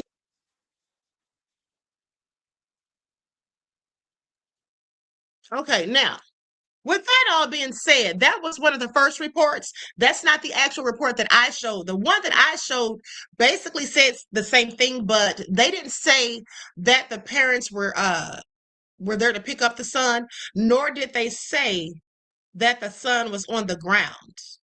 I don't think they said that. What they said in the initial report that I heard, they basically were talking about the son got into a fight with a couple of other students. So I'm thinking it's 2, or they said some other students, I believe.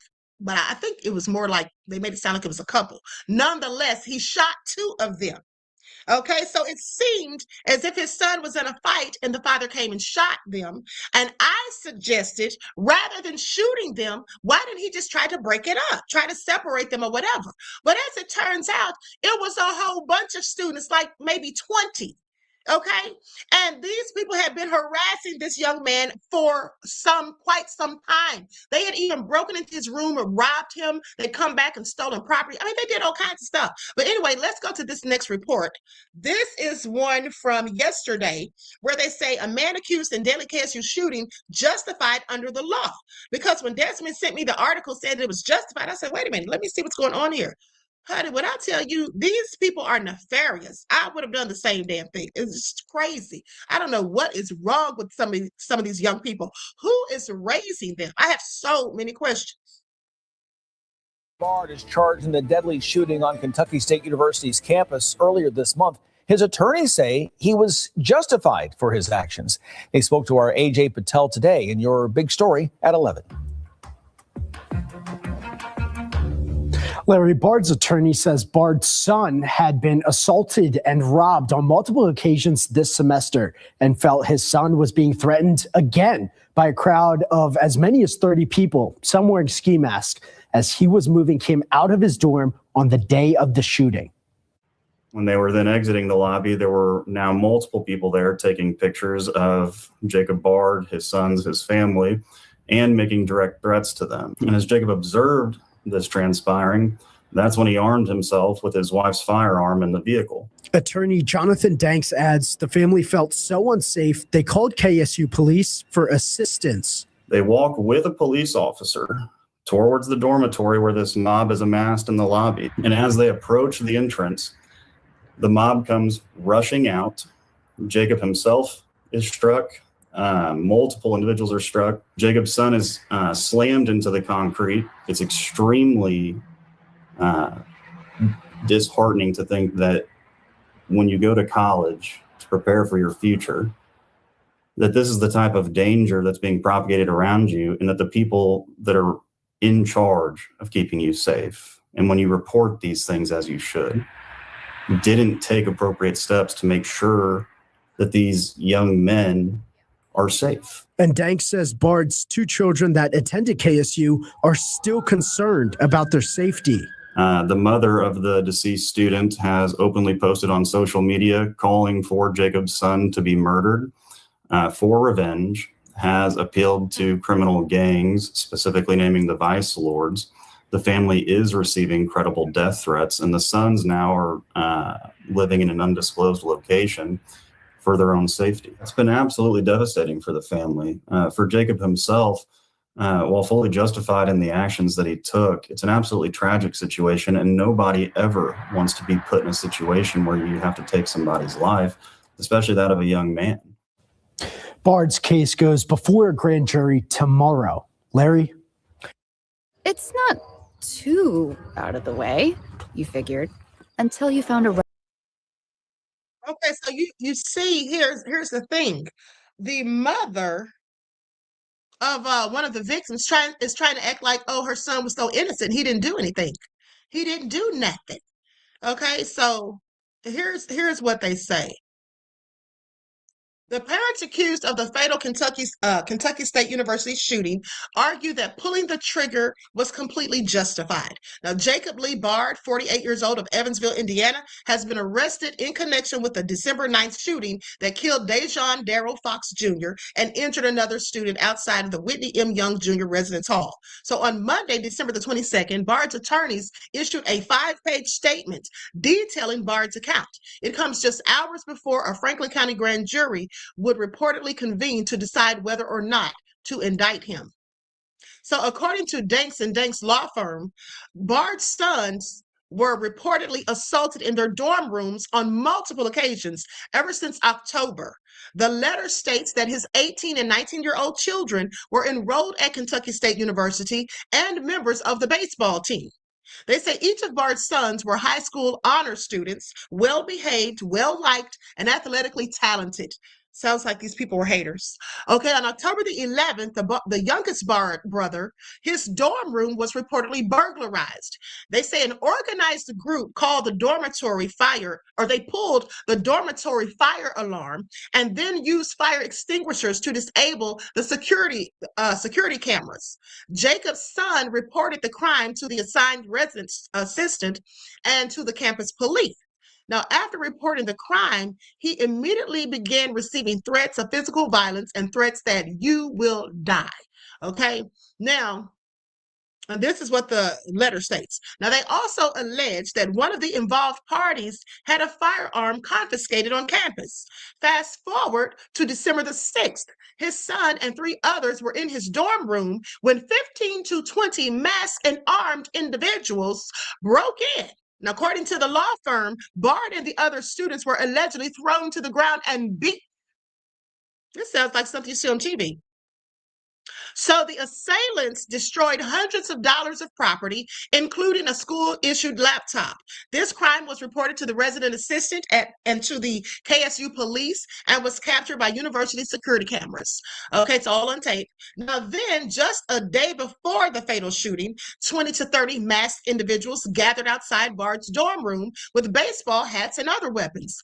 I'm sorry, baseball bats, not hats, with baseball bats and other weapons, according to Danks & Danks. Now, the group allegedly beat his dorm room door with baseball bats and then fled when KSU police arrived. That's when Bard and his wife determined this is the last straw, and they drove to the campus around midnight, according to the law firm. So upon arriving, they discovered their son and several other students had not eaten a meal in several days because they were afraid to even leave their dorm rooms. This is so sad and egregious. Now, the next morning, the couple met with campus police and the university dean. They say during the meeting, the Bards became convinced that the university would not be able to maintain a safe environment for their son and informed the university they were moving him home due to extreme safety concerns. Now, according to Danks & Danks, the Bard family was helping their son move out of his dorm when a mob of 20 to 30 people formed in the dorm lobby. What's interesting is they keep saying the son, but there's 2 sons. So were they only moving one? I think maybe this is a typo. I don't know, but they said clearly there was 118 and 119, and they went to get them both. So many of these individuals were not students of the university, and they wore ski masks, hoods, and otherwise concealed their faces. Watching the mob gather, Jacob Bard armed himself with his wife's firearm. Now, this mob immediately then rushed out of the dormitory past an armed KSU police officer. Didn't even give a darn that the police is right there. Okay, they began violently assaulting Jacob's family and others present.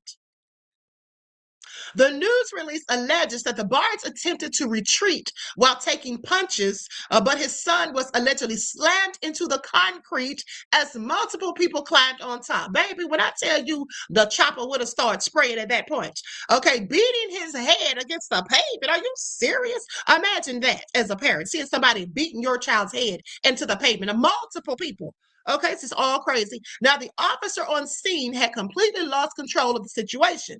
And while Jacob and his family and his wife ran towards their son, the officer was retreating further from the erupting violence. Okay, so here's what it sounds like. It's not a typo. This is one of the sons. Maybe the other son stayed in a whole nother dorm room. That could be the case, and they hadn't gone to him yet, because they say that Jacob, or they say this son was in the room with several friends. They didn't say anything about the brother, so that's probably why he was by himself. With that being said, in the chaos, Jacob tried to physically pull the individuals off his son. Okay, then he was struck. When he was unable to do so, after he couldn't pull them off and he was struck, seeing that his son was in imminent danger of death or serious physical injury, Jacob then drew his firearm and shot two individuals who were actively, viciously beating his son. He did what he had to do. So Bart then allegedly surrendered to police at gunpoint. Now, they say Jacob's actions were absolutely justified under the law and were the only measure that prevented his son's death or serious injury, they argue. So a video capturing a portion of the campus brawl described by Danks and Danks has circulated on social media. Now, the recording ends just as a man believed to be Baird pulls out a gun as the others raise their hands in the air. In the background, you can see what Frankfurt police confirmed to be a Kentucky State Police University police vehicle.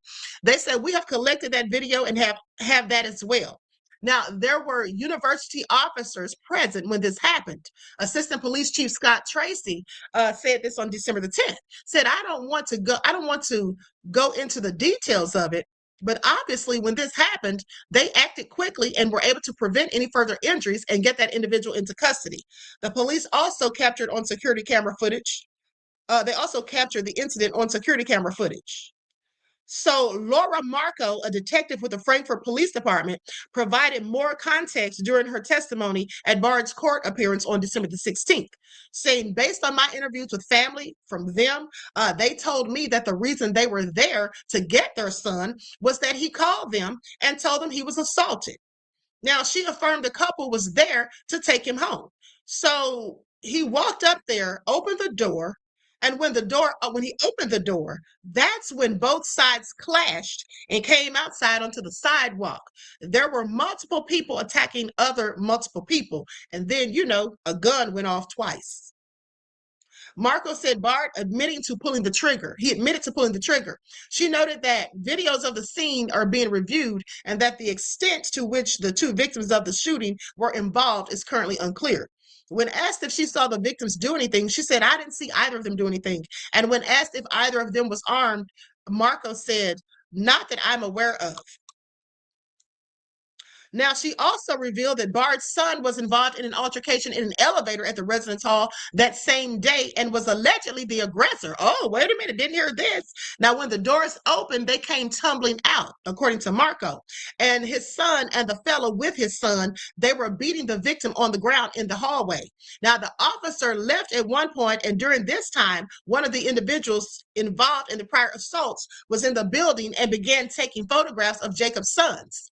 Of both of his sons. A physical altercation ensued in the elevator with Jacob's son and this individual. Jacob's son immediately exited the elevator and called KSU police. Now, I don't think the aggressor would call the police. That's usually not how that works, but let me continue. So upon exiting the elevator, other individuals who had been involved in prior attacks on Bard's sons were now in the lobby, despite the assurances of the university that these individuals were no longer or would no longer be allowed in the building, according to Bard's attorney. Now, Marco said they were actively working to get to the bottom of the situation. After her testimony, the judge lowered Bard's bond from $1 million to $100,000, 10% of the original cost. It was $1 million bond. That's crazy.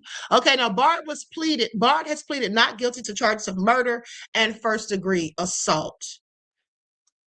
All right. They said they reached out to Kentucky State University officials and Frankfurt police for more information.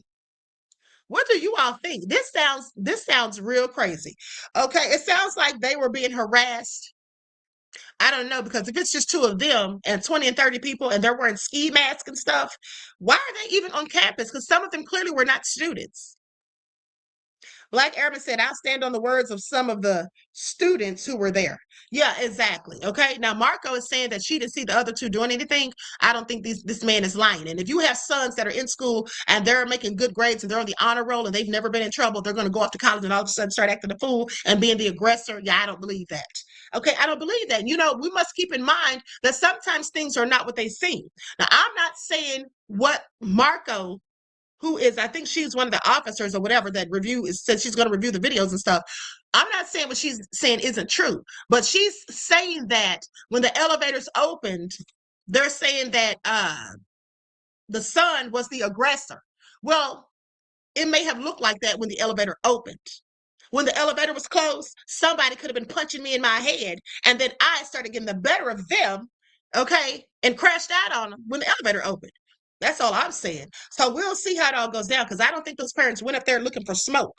Okay, I don't think they went there looking for smoke in the middle of the night after midnight. I think they were probably ticked off. And when your child calls you and says they've been attacked, they've been assaulted, it's time to ride out. Okay, it's time to pull up. And that's just what you have to do as a parent. Okay, so like I said, honey, I would have done the same thing as far as I'm concerned. All these people, and why were any of them arrested? Because that's what I'd like to know next. Were any of these thugs, because that's what they sound like, up there with baseball bats, banging on doors, wearing ski masks and hoodies? Okay, breaking in and burglarizing days before, stealing hundreds of dollars worth of equipment. And this is the thing. When they reported that the room had been burglarized, that's when they got harassed even more so. That's when the people showed up, the thugs. That's when they supposedly showed up with weapons, banging on the door, wanting them to come out. So it's all crazy. It sounds like there's a whole lot of hate going on. These two young men possibly have, their family may have some money or something. They have some nice things, and they're on the baseball team, making good grades or whatever. And I just think it's a whole lot of hating going on. That's what it sounds like to me. Okay, Byron B said the old double standard at play. Exactly. Okay, Black Airman said exactly, Queen. Too many of us who are alum were demonizing the victim. Yeah, exactly. Okay, exactly. All right, so with that all being said, I think I'm about to be out of here. Let me ask you all something before I go. Did you all hear the story about the old lady that worked at Target who had on the Charlie Kirk shirt? And the lady went in on her. Did y'all hear about that? Once in the chat if you all did. And now she's rich. Well, I'm not going to say she's rich, but now they've donated all this money to her. And I saw people online saying that the lady who went in on her about wearing the Charlie Kirk shirt, they were just going in on the lady, saying she was trying to get the old lady fired, but instead she got herself fired. And they were laughing about it. And I saw some silly ass Black people doing videos saying the same stuff. And I'm like, why are y'all even getting in it? This don't have a darn thing to do with us. Don't you think y'all need to fall back and shut your mouths? Because why is anybody, here it is right here, I'm going to show it. Why is any Black person defending somebody for wearing and praising Charlie Kirk? I got questions. Now, I'm not going to say that she was right for saying something to the lady about her shirt. Because if it were me, I just feel like this. I reported on a similar story like 4 years ago, maybe 5 years ago. I think a Black lady and her son had on like a George Floyd t-shirt, or Justice for George Floyd, or Black Lives Matter, or something. And some white lady was in Starbucks, and she was clearly pressed, and she started trying to talk trash to them about wearing their shirts. And I'm like, who does she think she is? You don't have any say-so in what people wear. It's none of your business. And so you could say the same thing for this, but the reason this lady's complaint is more valid to me is because the lady was at work. Okay, and they say you should not be wearing politically charged things to work. And at Target, you're supposed to wear a plain red shirt. Clearly, her shirt wasn't plain or red. But in my opinion, rather than confronting the elderly lady, I feel like if she didn't like what she saw, she should have gone to the manager and said, excuse me, can you explain why your employee is wearing this shirt? It's politically motivated, and some people are offended. She should have just done that. But hey, Some people just walk up and just take matters into their own hands and just go in. So that's what she pretty much did. So let's get into it. Likes up, everyone, please like and share. Thank you in advance. And like I said, now she's come out and apologized because she's gotten fired. And people have been going, and they've had her on interviews. They had her come and speak in USA and all of that. They're milking it for all it's worth. And by that, I mean Erica Kirk and them. Okay, so let's get into it. Likes up, everyone, please like and share. And I'm giving you all this right now because I don't think I'm coming back today. Okay. Shirt, you're working. It's not a red shirt. I can wear any red shirt. It's not a plain shirt. It doesn't have to be It's a Charlie Kirk shirt. Yes. Oh, yes, I know. Michelle Potts thought she was going to destroy an elderly woman's life, but destroyed her own life instead. The elderly woman in that viral Target video that a lot of you have seen, her name is Miss Jeannie. Who is Miss Jeannie? She's an elderly woman working so she can support herself. Her husband passed away a number of years ago, had dementia and other issues. She was just doing her job, trying to support herself while wearing a red Charlie Kirk shirt. And another customer, Michelle Potts, decided to confront her about that shirt, loudly and aggressively, using words I can't even say here, even the F word. Whoever filmed it clearly thought this was going to be a I gotcha moment. Let's embarrass this elderly woman and put it on TikTok or Facebook. But it completely backfired. Miss Jeannie never raised her voice. She never insulted anyone. She stayed calm and respectful and continued doing her job. With composure and honesty, most people wouldn't have handled it. Okay, so let me just say that it's a bunch of people like him, that sent money to this elderly lady. And I'm not saying she isn't a sweet old lady. I don't know her. Maybe she just liked Charlie Kirk. Maybe she didn't think he was racist. Or maybe she didn't care that he's racist. I don't know. The bottom line is Charlie Kirk was absolutely racist. And I'm not ever going to defend anything that he said or did or anybody that defends him. With that all being said, I do agree with the people that say she should not have confronted that lady. Should have just gone to the manager if she didn't like it, okay?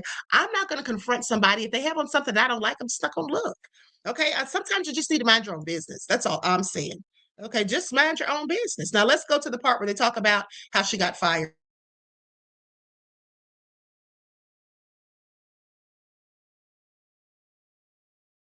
Guess who just got sent on vacation for the rest of her life?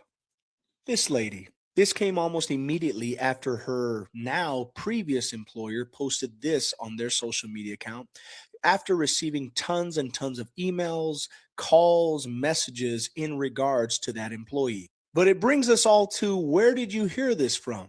Well, lo and behold, this guy says his wife actually works at that same hospital, and she confirmed that this individual was no longer employed there. But this is the sad reality of this type of situation. This is one amongst thousands, possibly tens of thousands of cases that happen all over this country, but remain unchecked. Even after these sort of consequences, even after this sort of response to this heinous act, some people will never change. So okay, I've heard enough from him, because here's the thing. At the end of the day, this is what I find interesting. People like him and that other person have all this smoke for the lady who confronted the elderly woman, but the lady was complaining about racism. So I want you to pay attention to how they're trying to flip the script. They're acting like she's such a villain, but they know these same people who are going in on her for saying something to the lady about wearing a racist shirt as she felt it was. These people don't have a damn thing to say. Okay, they don't have anything to say when they're out here spewing hate against people who look like me. Okay, they don't have anything to say. But they're mad because she checked this old lady about racism. Okay, that's what they're doing. All right, but they do racist stuff every day and they don't say a word. Okay, I just want y'all to pay attention. Now, with that all being said, let's go to this clip. He claims that some man told him his wife worked at the hospital and the lady got fired. I can't confirm if she got fired or not. That's just what they're saying. I hope she did not.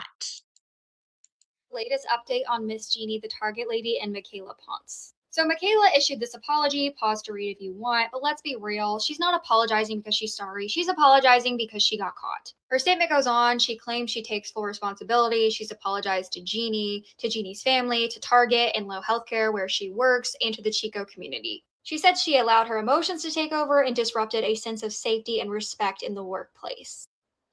Honestly, she's hit every PR buzzword for a fake apology. I mean, think about it. This She can sit down somewhere because that's what I'm talking about too. We know that when they do racist things to people who look like me and they get fired or they feel like they're going to lose their job because the video goes viral or whatever, they come out and apologize. And we know that it's fake and they don't really mean any of it. But do people like her come out and do videos calling them out? No, they don't. Selective outrage, okay? So they can miss me with it. As far as I'm concerned, I hope the lady didn't get fired, okay? Because I didn't see anything that she really did wrong. She could have just done it in a different manner. All right. But the lady should not have been wearing that. You're not supposed to Target. I don't shop there. None of us should. Okay. Shouldn't we still be avoiding them? And this right here proves it further because Target should not be allowing their employees to wear politically motivated clothing. They know that just draws negativity. A Jeannie that got attacked at the Target. I can't love her enough. Watch this. I know people are calling for her to be fired for this. Do you think that that's right? Would you like that to happen? No. I don't think that's right. Like one saying I have is 2 wrongs don't make a right. You know, she wronged me, but I don't want to wrong her, or I don't want her wrong because it's not going to make it right.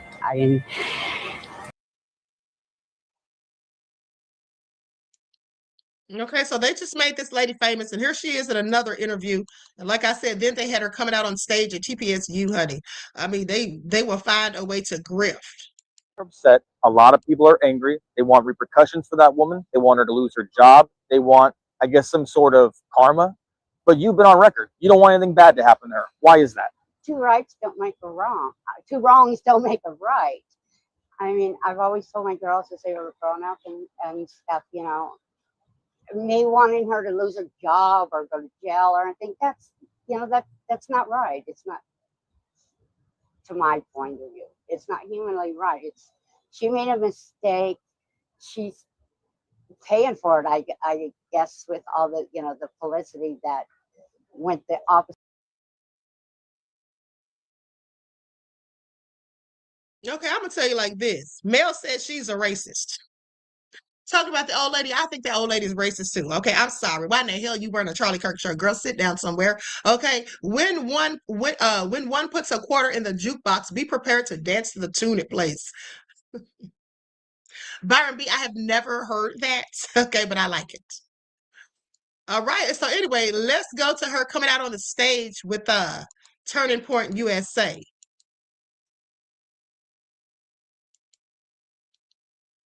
What did Charlie Kirk's life mean to you? I stand for my rights, and that's why I watched him and everything, because I love the way he stood up and stood for God, and I love the way he talked to the students, and you know, where you can think for yourself, but God's the one that has to go with you. So I just, like everybody else, she just loved him. And what message do you have for everybody who donated across America? I think you're well over $250,000 were donated. What message do you have for your supporters? Thank you. I don't have the words except for thank you. You know, I love you guys all. And I hope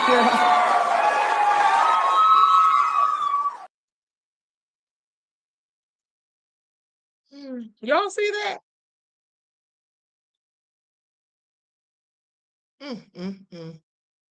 Barbie said I got that from a YouTube channel that I watch, Queen. Oh, okay. All right. Leon said, no, she didn't. Mel said she's a Trump supporter. Oh, clearly. Absolutely. We could tell that, right? We could absolutely tell that. So anyway, with that all being said, I just thought it was interesting. They want that poor lady fired. I don't think she deserved to be fired. Okay. They were just mad because she was speaking against racism. And let me tell you all something. and this is a fact, the only time, or shall I say, the only people who get offended when other people point out racism are racist. And that's just the fact. We all know it. Okay? We all know it. Every one of those people who was sitting there going in on the lady, right, for addressing racism about the Charlie Kirk shirt, those people are all racist. And the black people who were going in, well, they're just raccoons. Because why are y'all even mad? Why are y'all even having a conversation about them going in on that lady about the Charlie Kirk stuff? Okay? And saying, oh, the sweet little lady, you know, she had a right to wear that shirt. And the lady should have said, this is what black people, I saw at least 2 or 3 black people doing videos. Okay? We already know who they are and how they get down. That's all I'm saying. Because stay out of it. Okay? Anyway. With that all being said, employers generally have the right to prohibit their employees from wearing political attire in the workplace to maintain a neutral and professional environment with some important legal caveats. All right. Okay. So, you know, we don't fool with Target anyway. So there it is. Okay. So with that all being said, listen, beloveds, I love you all to life. I hope you all enjoy the rest of this day. For those of you who celebrate Christmas, I hope you have a Merry Christmas. And with that all being said, you know, I may pop in for a minute tomorrow. I'm not sure. But I hope you all enjoy the rest of this day. Each one teach one. That's how we grow and thrive. Do something productive, constructive, but never destructive. And always remember, beloveds, to keep the Most High first in your lives. Until next time, peace.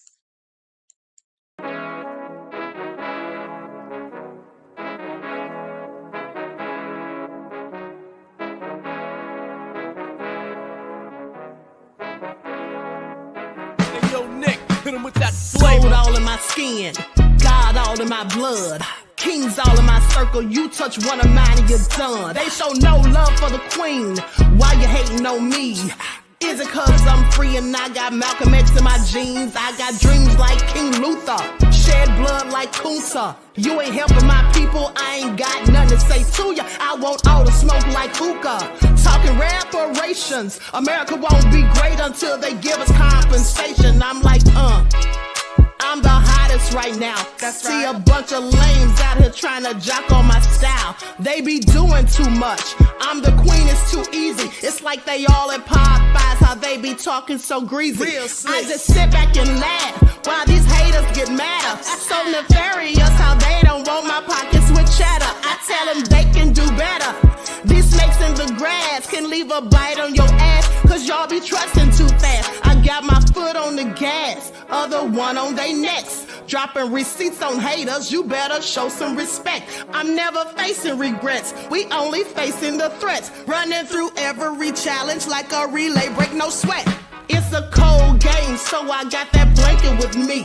Now that my people awaken, ain't no going to sleep. I do not play by my piece, this time I'm playing for keeps. You talking slick, but when I see you like them ends, we gon' meet. And I got gold all in my skin, God all in my blood, kings all in my circle. You touch one of mine and you done. They show no love for the queen. Why they hating on me? Is it cause I'm free and I got Malcolm X in my jeans and I got gold all in my skin, God all in my blood, kings all in my circle. You touch one of mine and you done. They show no love for the queen. Why they hating on me? Is it cause I'm free and I got Malcolm X in my jeans and I got